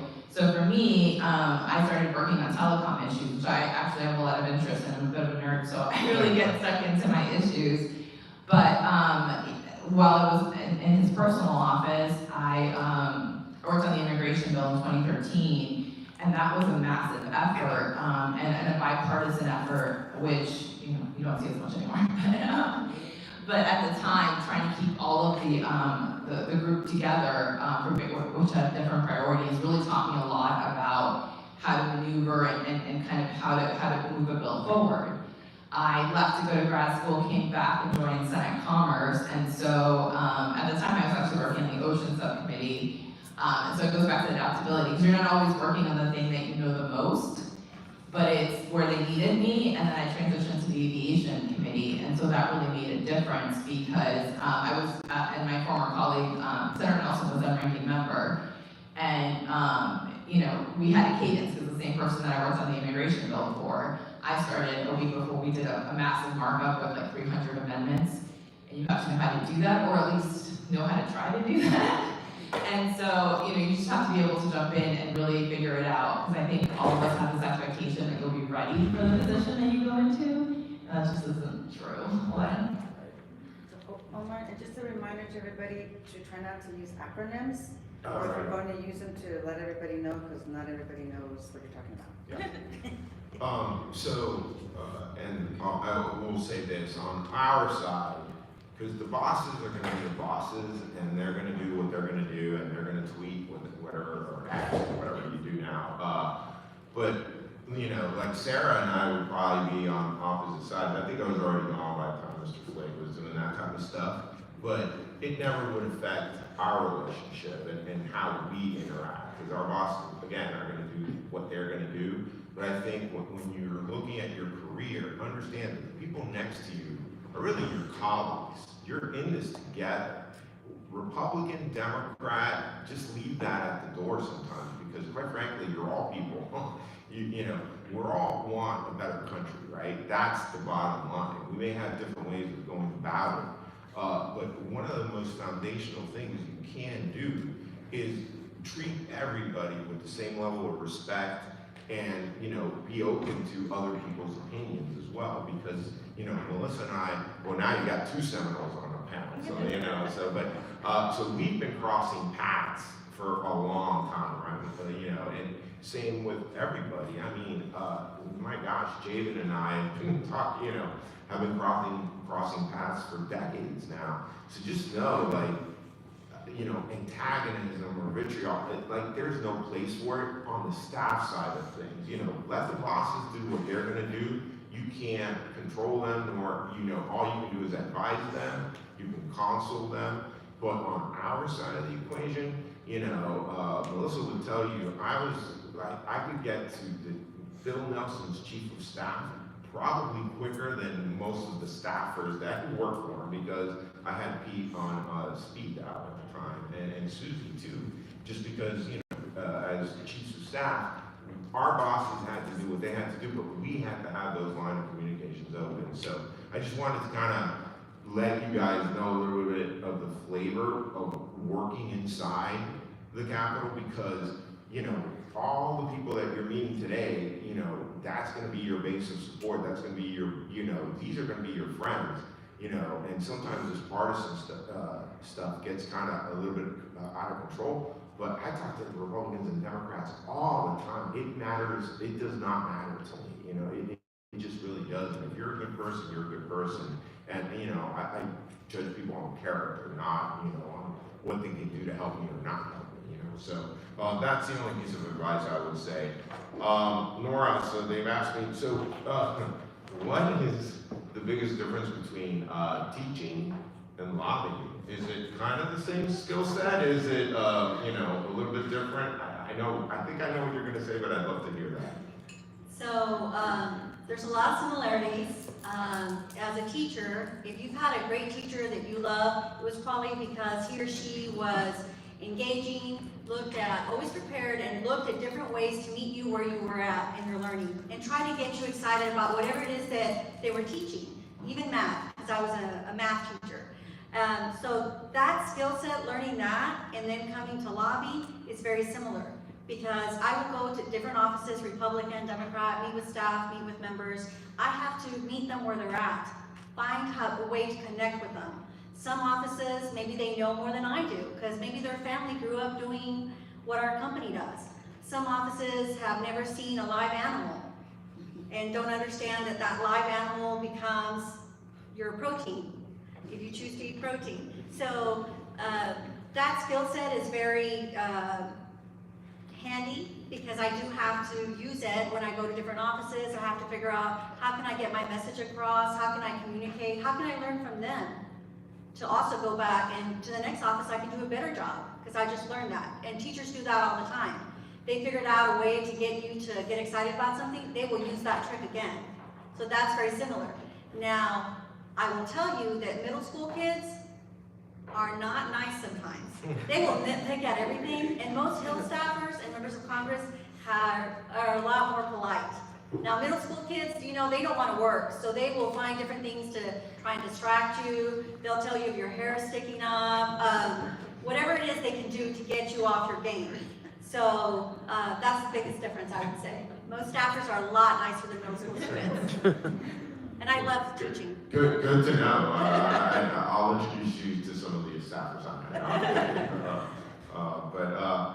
So Sarah, so again, you know, 12 years on the Hill, so now that you transitioned over, what do you think, what skill sets are you using now that you used when you were a staffer in Congress, and what skill sets are you using that are now completely different? Good question. So I would say one that I'm definitely using is just being a team player. I think that's one thing I learned on the Hill. You know, depending on what position you are, if you're just kind of starting in an office or you're chief of staff running an office, I think the most successful offices were ones where everyone pitched in and did it together. You know, you have late nights and you're working on stuff, and the people that I respected the most and quite frankly kind of moved up were always there with you saying, what can I do to help? How can I be a team player? Often they were doing things that were under, you know, their position, you know, not something they should be doing, but they would be printing copies of something or running back and forth and helping you. And, you know, PepsiCo, we have a pretty small federal office. We only have 4 people. And so we're always constantly helping out with different things, like we sponsor events, so oftentimes I'm just lugging Pepsi and Mountain Dew to events to make sure people get great beverages and products. But, you know, we all kind of pitch in and help, and I think you use that in any job that you do. So, but teammates, and just being an unapologetic team member, I think is a skill I learned on the Hill and I've kind of carried forward. One thing that's very different is when I was on the Hill, you know, I started in the House, and oftentimes, many of you know, the office is like 10 or 12 people, right? Like everyone's within 3 rooms, you can just get up and go talk to someone, it's really easy to communicate. And moving to PepsiCo, there's over 300,000 people that work at PepsiCo throughout the world. So it's been kind of amazing because I can talk to someone in almost any country that works for PepsiCo and learn new things, but it's been very different because you can't just walk over and say hi and ask about what's going on. So being able to kind of navigate a larger network like that, I think I used a lot of those skills on the Hill, but trying to just put yourself out there and do introduction, often Zoom coffees, which I know is kind of awkward, but I think you guys will realize that if you want to come to DC and just meet people, just putting yourself out there. But trying to just jump into something new and navigate just a different, larger environment, that's been something I had to learn when I first started at PepsiCo, and I'm constantly doing it because we have new people all the time, so I think those are important things. Yeah, no, I agree. Melissa, so, you know, as you're talking to everyone here today, you know, what skills do you think they would need to develop in order, if they're truly interested in joining, you know, the lobbying community and government affairs, or even the aviation industry? You know, what skills do you think are, you know, do you possess and, you know, they would need to work on to equally be as successful? Well, I think more and more we need to improve our communication skills, right? It's like I think me coming up and, you know, seeing, as you mentioned, X or tweeting wasn't as big of a factor when I started on the Hill, and so how they present themselves, like you are a brand, how much you post on LinkedIn, how you communicate in your social media is much more a part of your your journey and your day-to-day. For a lot of colleagues, I am incredibly private, and I handle security and privacy, so it's not necessarily the things you want to post about anyway, right? But I think that it definitely is important, and that networking is important both when you're working on the Hill or in lobbying, because you have to build relationships, you have to build partnerships with all kinds of stakeholders. And so expanding that network and taking the time, I think this, the city's really built on relationships. And when you were talking about how important having bipartisan relationships is with treating everybody, your colleagues, people remember, even if you were, the staff assistant, even if they just said hello to you, were you friendly, were you not, were you collaborative or not? And you're gonna need a favor down the line. You're just gonna need an introduction, a way in. And if you don't spend that time, conducting yourself in a way that you would want to be treated, it's definitely gonna have an impact on the road. I was working at TSA as a career staffer in the Office of Legislative Affairs, and the reason I went to the department was because a colleague of mine, this was during the Trump administration, from the other side of the aisle that I worked with on the committee, requested that I come up there and support. And I was working with all of the politicals, but it was just that kind of, again, he trusted me to be an asset to the team and to put that mission that's more important for us than the politics of it all. And so I think that is the most important thing, and adaptability, because you really, I think one of the things I love about the Hill is that you have a member, and that's your principal, and everybody else is just doing what they need to do, right? Like, whether it's getting coffee, opening the door, there's nothing above you, and I think a lot of times you get out of school and you're like, why am I making copies? And to be fair, that was the hardest thing that I had to learn how to do. So, especially the staple copy, right? Like, that's the most difficult thing, but it is, taking those opportunities, because like you mentioned earlier, like, we couldn't have really pictured where we would be right now. But it's just taking those opportunities, making those relationships that's going to continue to move you forward. Yeah, no, that's a great answer. So now we move on to a question we're going to ask all the panelists. So, everybody watches Marvel movies, right? And there's a superhero now for everything, right? And every superhero, you got to have a superpower, right? So I'm going to ask each of you, what is your superpower, and what could you, how do they get to attain that, because I think as a lobbyist, what I really try and concentrate on is what I call the bluff. Bottom line up front. Put the ask, you're all trained from the time you're like this big to make your point at the end of the paper, at the end of the memo, at the end of the paragraph, whatever you're writing or however you're putting your case together. In our business, you got to put it up front.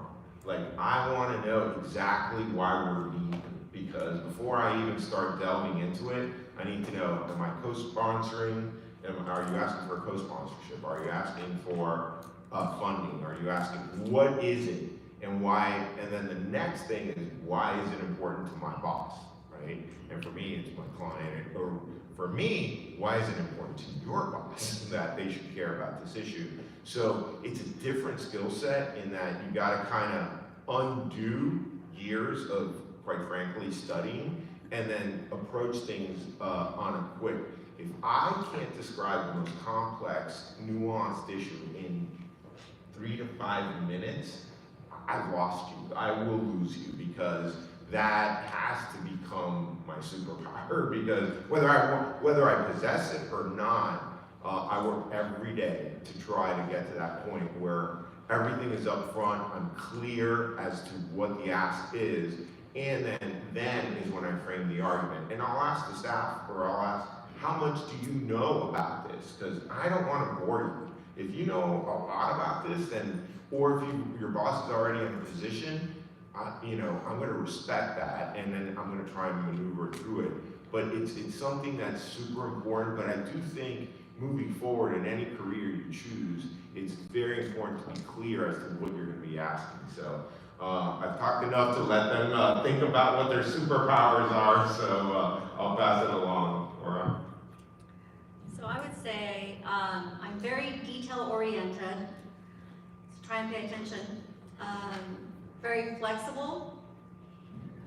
I may have a plan for the day, and I'm sure that they'll say the same thing, like we go to work and we think this is what we're doing, and then that's not what you're doing. If something else happens and you've got to pivot and be able to pick up and go, I think I can do that exceptionally well and remain very calm. Yes. I mean, you kind of stole mine. Yeah, a good example of it. So I would say pivoting, but like when things go totally sideways, dumpster, disaster, I'm going to be like, okay, let's put our head down and figure it out. For example, last month we had PepsiCo does this huge campaign in May for our veterans, and we do this thing called Rolling Remembrance. And we had a big event that we were going to do on the National Mall, where we bring in a Pepsi truck that has kind of veterans logo on it. And we found out 2 days before that it was the police officers' memorial that same day, and it was a block away. There was going to be 30,000 police officers, and our event's like 100 people. And I was like, great, it'll look like our event's really big. And then the president went to their event, and there was no way we could do ours. So we had 24 hours to like completely change locations, and we had to get a park service permit, we had to get a DC DOT permit to park our Pepsi truck, we had to get, it was gonna rain, I had to buy tents, and somehow like it all came together. So I don't know how, but I think having the ability to be flexible, and instead of, you know, you have like 10 minutes where you can kind of freak out, and then saying, okay, you help me here, can you help me there, and do this, and being able to kind of just have an eye on the prize. And I think helps in any career you do. You don't have to be on the hill. I think a lot of these disasters come up on the hill, and you have to pivot very quickly, but yeah, I would say that's my superpower. Yeah, no, that's a good one, Melissa. So I think I'm the instigator. I love playing devil's advocate. I recently found out my boss that hired me at Delta, we were having a spirited debate, let's call it. And he said, he's like, my former boss had told him, he's like, if you want a yes man, she's not it. And so I think being able to, I'm not a lawyer, but being able to argue different sides of the argument and not just get stuck in the group think or being your company's position or your boss's position, you need to know who your audience is, right? Different members are going to care about different things, and so how I present Delta, our operations, our footprint, our engagement at the community level is different. If you care about sustainability, you want to hear more about our sustainable aviation fuel. If you are interested in security, you want to see the newest technology that we're doing to improve at the checkpoints. You just have to understand your audience, but also be able to carry a message in a way that you thought it through, because you're going to get the questions, right? If you're going to go into a meeting where someone thinks differently than you have to prepare for those questions, and I am an excellent person to help prep for that. Yeah, no, that's great. Those are great. Well, I think we're getting to the portion where we're going to ask some questions from you all, because, at the end of the day, you got, 4 lobbyists that have been around this town, and so for, any of you who are seriously interested in this, or just knowing who these people that keep coming to your office every 15 minutes are, we can pretty much tell you what we do and how we do it. So happy to answer any questions.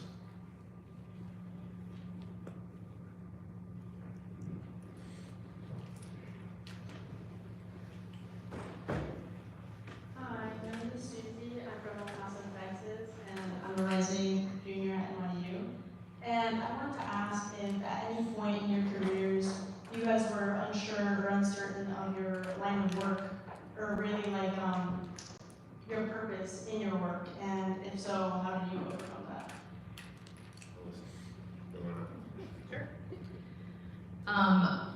I think what you're asking is, was I ever unsure, was I doing the right thing, or kind of is there a point? No, and I think that's a lot of why I do government service. Now, I've been incredibly lucky. It's not that all of the bosses that I've had, I've been intentional and done the research, but I'm only going to apply to these offices. I was young enough to be like, I need an opportunity, you need a job, and so, but I've been very fortunate. I worked for Senator Nelson, I worked for Congressman Benny Thompson, I worked for Secretary McLean, who's acting. I've been lucky in that front, but when you day to day, and I actually have been able to be a part of doing a lot of good, even from a corporate standpoint, which I don't think I imagined, especially because I was a government servant at heart. I'm always looking at what is the benefits of the country. I think we think about those questions a lot, especially given the environment that we're in. But for example, when we were pulling out of Afghanistan, Delta and the other carriers, the international carriers, were critical in getting resources to our troops abroad and kind of supporting the administration as best we could. But there was a lot of direct engagement and trying to figure out. Obviously, it was an emotional time and there was a lot of stuff going on. But I think the line of work that I've chosen, I've actually been it's very rewarding. And so I don't know if anybody has a different answer, but. So I don't think I mentioned this, but when I was in school, I went to school to be a pharmacist, which is very different than what I'm doing, but I had my junior year come up and intern for the transportation committee. and that just like totally changed the trajectory.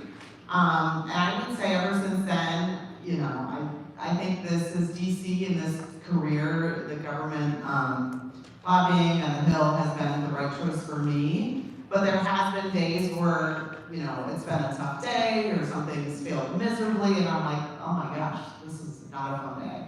But I think overall, like, and someone told me this too, when you're in DC and you walk in, you see the Capitol from the outside and you're not impressed by it or you don't have that moment where you're like, this is awesome, then it might be time to leave DC, right? And I think it's hard because it's a lot of work and it's a crazy schedule, but I think you kind of know when it's time to try something new.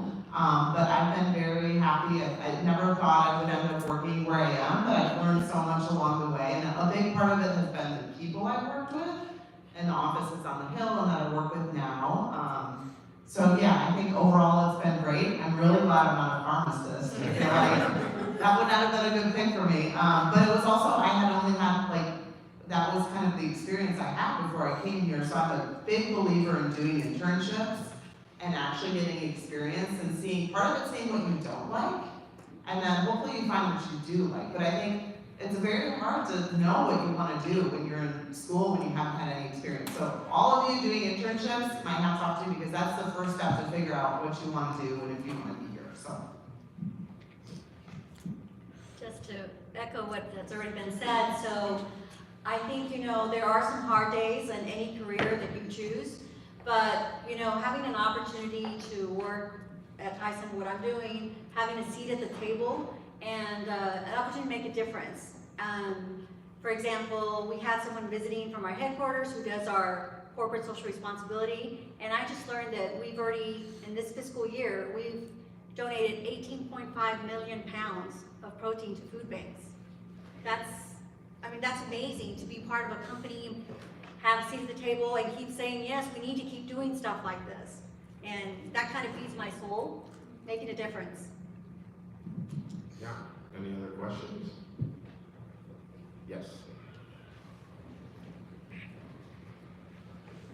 Hi, my name is Lauren Mraz, and I'm with LULAC interning this summer. I'm from Los Angeles area in SoCal, and I'm a rising senior studying economics and Latin American studies at Brown.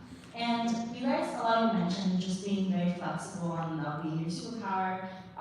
And so when you found yourself in a position when you were in that learning curve, doing a job that you didn't necessarily, maybe weren't prepared for, and I know a lot of us probably feel that way because like, I'm interested in healthcare, but I still have to do policy work in different areas. How would you recommend us to say, if I don't know, because I've heard, like, I'll get back to you, but then, you know, that kind of questions. But what in your experience, like, what you want to hear, and also what you guys say when you're in that position?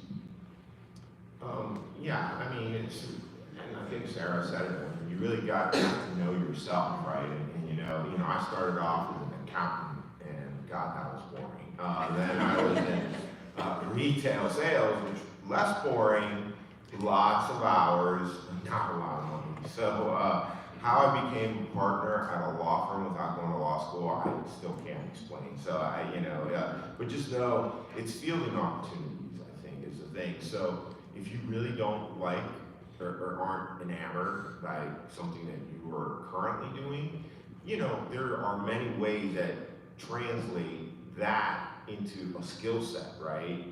Researching, writing memos, doing the detail-oriented that Nora was talking about, that's gonna be the skill set. For us, our biggest skill set, quite frankly, is knowing the process, right? Is knowing how to pass a bill, how to kill a bill, how to get funding, how to kill, like that is, you give me any issue, you give me any corporation, you give me, I am an agnostic. They're the experts, right? So I work for a lot of companies. They're the experts. I'm not even gonna pretend to know what their companies all do, but when they hire me, they want me, they have a specific issue that they want me to, get done for them. It's what I learned when I was in your shoes is the process. Because the process that's the part, and I hate to say it, I hate to break it to the political science majors, yeah, your textbooks, yeah, worthless. Yeah, absolutely worthless. They just don't get into the nitty gritty of what we do, and nobody comes and asks us, right? And so I would just leave it at that, that just concentrate on the things that are translatable to whatever else you're gonna do in life. Because look, this isn't, I was changing jobs every 2 years at your age. Like, I was like, 2 years, okay, next. Like, again, fielding opportunities, and 90% of it is fielding my buddies calling me over drinks and going, hey, what are you doing? Would you be interested in this? I did healthcare. Florida Medical Association. I did University of Miami Medical School. Was nowhere near a healthcare expert when I started. I became one, and so, Sarah? Yeah, I was just gonna say, I think it's really hard to know everything about everything. So I actually, when someone says, I don't know, let me get back to you, I actually think it's harder to learn that than trying to come up with an answer that doesn't make sense, and then gets pretty clear quickly that the person doesn't really know what they're talking about. So I wouldn't worry about when you say, I'll get back to you. I think that's the response people want to hear if you don't know. And I think the key is, no one expects you to know everything, but the thing you can know is who to reach out to track that down, right? And I think that's one thing I learned, that, okay, I may know a little bit about everything, but I know who I can call that can help me get that next answer that'll get back to you. And that's all about kind of building these relationships, as we were saying. And the process, right? And the process, exactly what Omar was saying. And I think, I remember when I worked in the Senate, my chief of staff used to say, it's like we're working in a maximum security prison, which is like a really weird analogy. But it's actually very true, because you're with all these people, the staffers you're gonna be with if you agree with them or if you don't, and it's not personal. So I may agree with you on this issue, and then we'd be fighting in the next issue. But, so you can't really get out of prison, right? Like, you're stuck. But, the fact that they respect you, and you can call someone and you can get them that answer down the line, that's where you build those relationships. And I think really people will say, if you just pretend you know everything, people are gonna realize pretty quickly, you're just kind of making stuff up and winging it. But if you say that, and then you can track it down and get back to them, I think that's where it becomes very valuable when you're a person that they know they can trust and go to, and they'll get an answer. Yeah, huge factor. You have to be able to say, I don't know. Also, here's something I will say to a lot of, especially up-and-coming staffers, no, the answer no, is a perfectly acceptable answer. I would rather you tell me no, and I will figure out ways of working around you, then let me get back to you, and you never get back to me. Because we need answers. We have people that we're working for and with. It's okay. I'm not going to be offended. They're not going to be. No one here is going to yell at you. It's not. But no is a perfectly acceptable answer. And by the way, to be clear, I know we know a lot of times it's your boss that doesn't want to give us the answer, right? And we're going to get an answer at some point, because there's going to be a bill, there's going to be an amendment. So just know that. But in your line of work, if the answer is going to be no to whatever the person on the other side of the desk is doing it, let them know earlier rather than later. Because I'll be honest, that's where you actually build relationships, and you build your own personal brand as being a straight shooter and someone who's going to give it to you straight, rather than being this, the person who's never going to get back to you. Well, I don't want to deal with this uncomfortable situation. I'm like Melissa, I like confrontation, so it's easy for me. I'd rather, I usually start with no, and then, but let me see what I can do. And then, if I give you something, and you're like, oh wow, he came through for me, and I'm like, well, it was always going to be no, but but now I turned it, somehow it became yes. So I think we may be at time, Gabe. Yeah, we're good. So. We have time for one more question. One more question. One more. Good question. No? Can I get those business cards? Yes, we'll stick around here for a little while before we head off to lunch, because that's what lobbyists do, right? We go to lunch a lot. But give it up for 3 amazing panelists.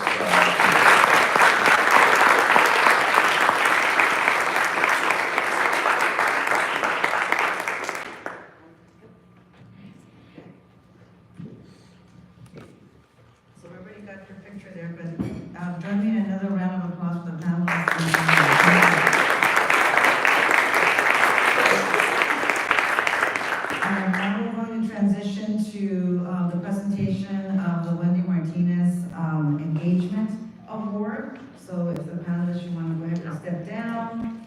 Are you all gonna stick around for a little bit, right? You can for a little bit? Okay, so everybody you can kind of hold your remarks for a little bit, and get to connect with them a little bit afterwards so we can get through the award. So first of all, I'm going to introduce Sarah Garcia, who is then going to present the award. So Sarah Garcia is the current treasurer of the CHLI Alumni Association. She is from Santa Clarita, California. So who's here again from California? Okay, so we have some people in the house, all right. For the young man from Modesto, I'm from Stockton. So we're neighbors here, yes. She currently serves as the Director of Operations for Representative Stephanie Weiss from Oklahoma. Previously, Sarah worked as a Director of Operations for Representative Patrick McHenry from North Carolina. Do we have somebody here from North Carolina? All right, there we go. She was also the Office Manager for the Home Depot Government Relations Office and the Scheduler for Representative Van Taylor from Texas. She is an alumnus as well of our CHLI Global Leaders Internship Program. And like I said, she's been now with the Alumni Association, and she'll tell you a little bit more about that. She's a graduate of the University of California, San Diego, UCSD, with a bachelor's in political science and a concentration in international relations and a minor in Spanish linguistics.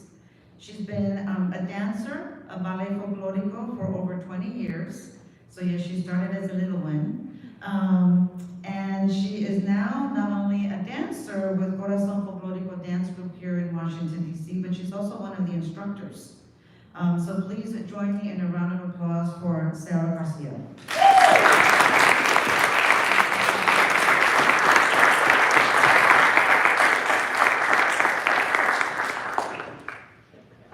Yes, I'm gonna make sure I got it down there for you.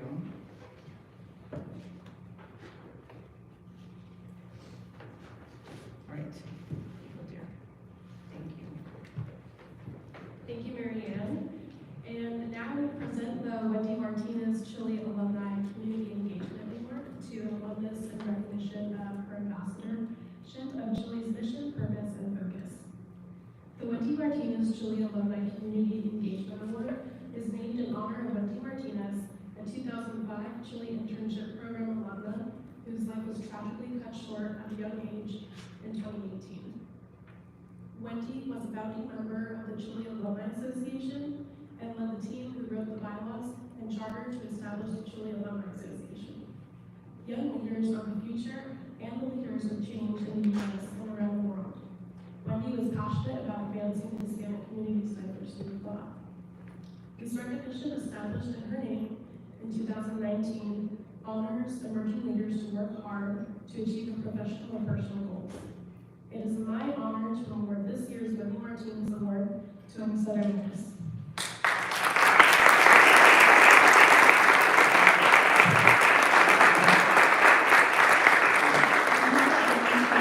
In 2012, and was placed with Comcast as an External Affairs and Policy Fellow.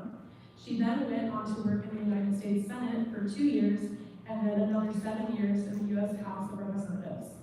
With Elisa's extensive experience, she joined the United States Agency for International Development, USAID, in 2023, this past year, where she now serves as an acting Deputy Assistant Administrator for Legislative Affairs. Muchas felicidades, Elisa.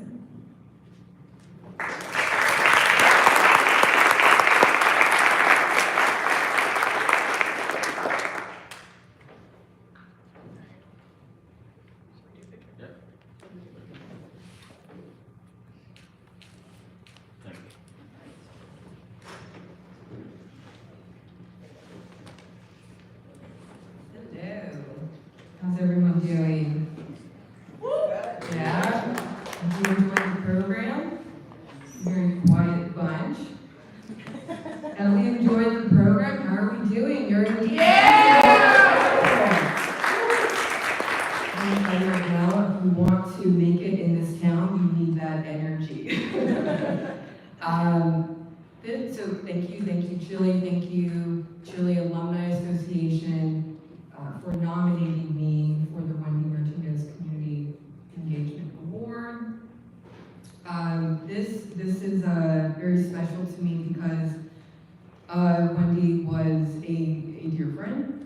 And so I do want to talk about her just a bit, so you would know how such a force, such a dynamic force she was, not just in the Chile community, but in this very small town, this DC community. Before I do that, so I did the program in 2012. So I've been here for well over a decade, and let's just take for a minute all those titles, those fancy titles that Sarah just mentioned. When you take that away, I'm from California. I did see some Californians, yeah, that's very exciting, but also to everybody else that's here. I presume everybody representing different parts of the country. But for me, from Anaheim, California, I did not expect to come to DC. I did not expect to even go to college. I was very walking aimlessly as a young person. I didn't know what to do. I didn't have connections. I just didn't have any direction. And I'm here to tell you that's also okay. If you were the opposite of me at that time, that's great too. It was through Chile doing, placing me on Capitol Hill, placing me at a corporation where it piqued my interest to want to stay in DC, let alone actually apply myself and thrive in this town. There were a few people that told me, ignore what others may say about you, or especially the doubts that you have about yourself. And there are a few people in the Chile community that helped navigate those treacherous waters when it happened. One of them, though, was Wendy. And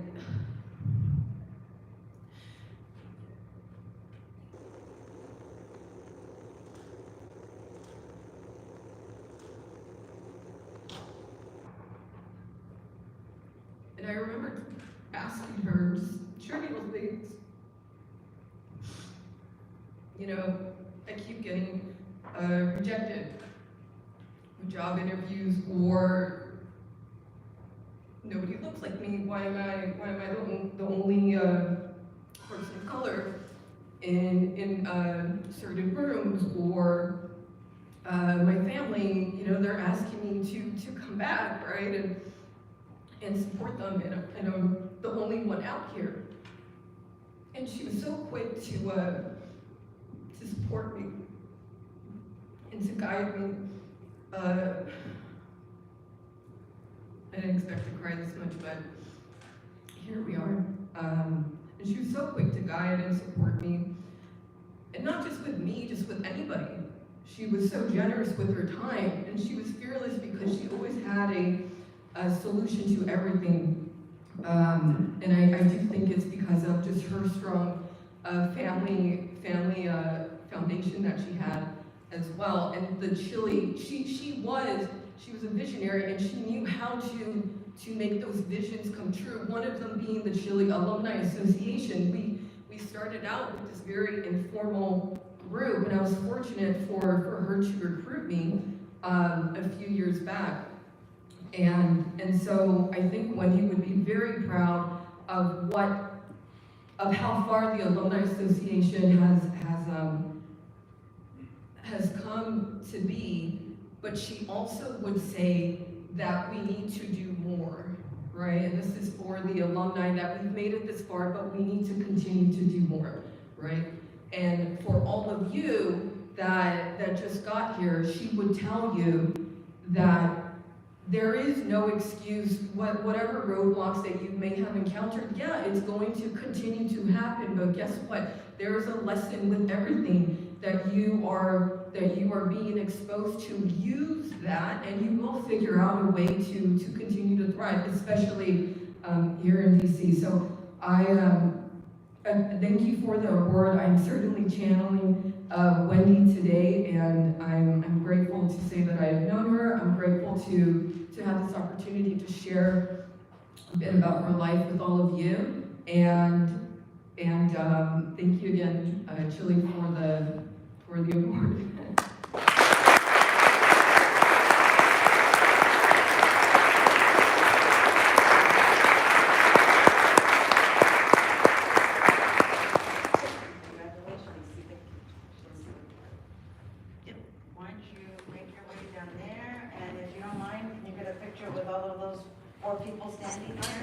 and Sarah.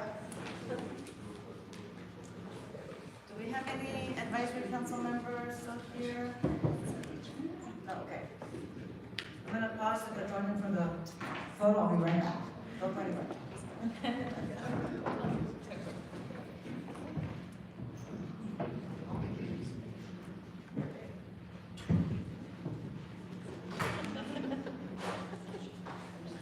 Yes. Kelvin, let's get at this step to your left. Thank you. Congratulations. And three. Got it. Thank you.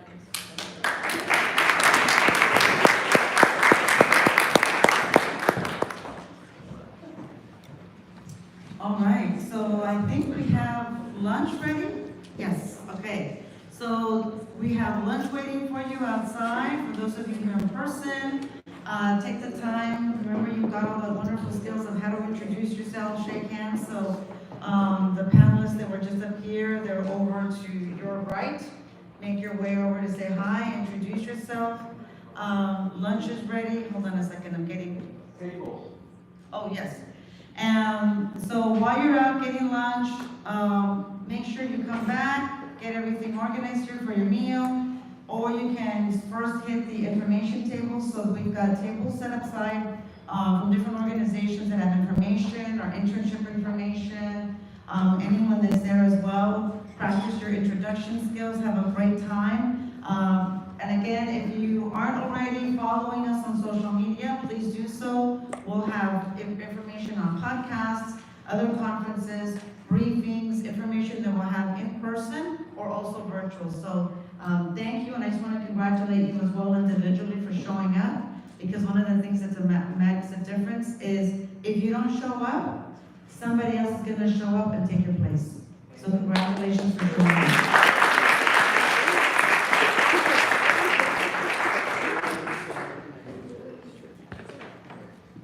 All right, go ahead and grab lunch. Here's a cute little box for that.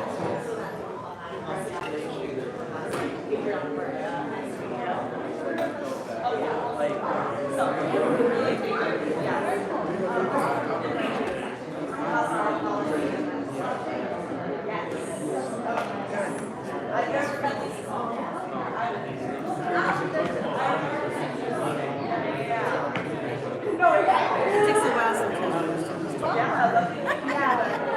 How are you? Things going well? Right. Oh, really? Good. Well, that's right. You ran into Lakita, right? That's hilarious. Yeah. She texted me like, wait a minute, I just ran into you. And I was like, okay, good. No, I saw her next to me. That's awesome. She was here, and then I saw her. Where is that office? Yeah, right next to her. It's in this way. Okay. Ah, okay. Yeah. All right. Something to take back. Okay, thank you.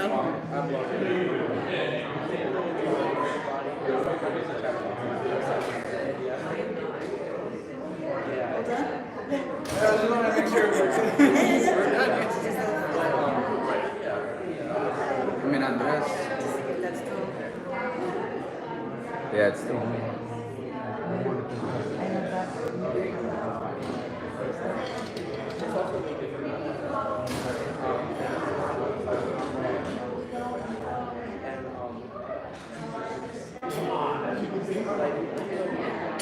Yes. But I'm so like this. It's really chill. And also to watch this. And my computer, that's after. Yeah. You know, and what the on day one, I and nobody on the staff. Obviously, very pampered in this office. I'm trying to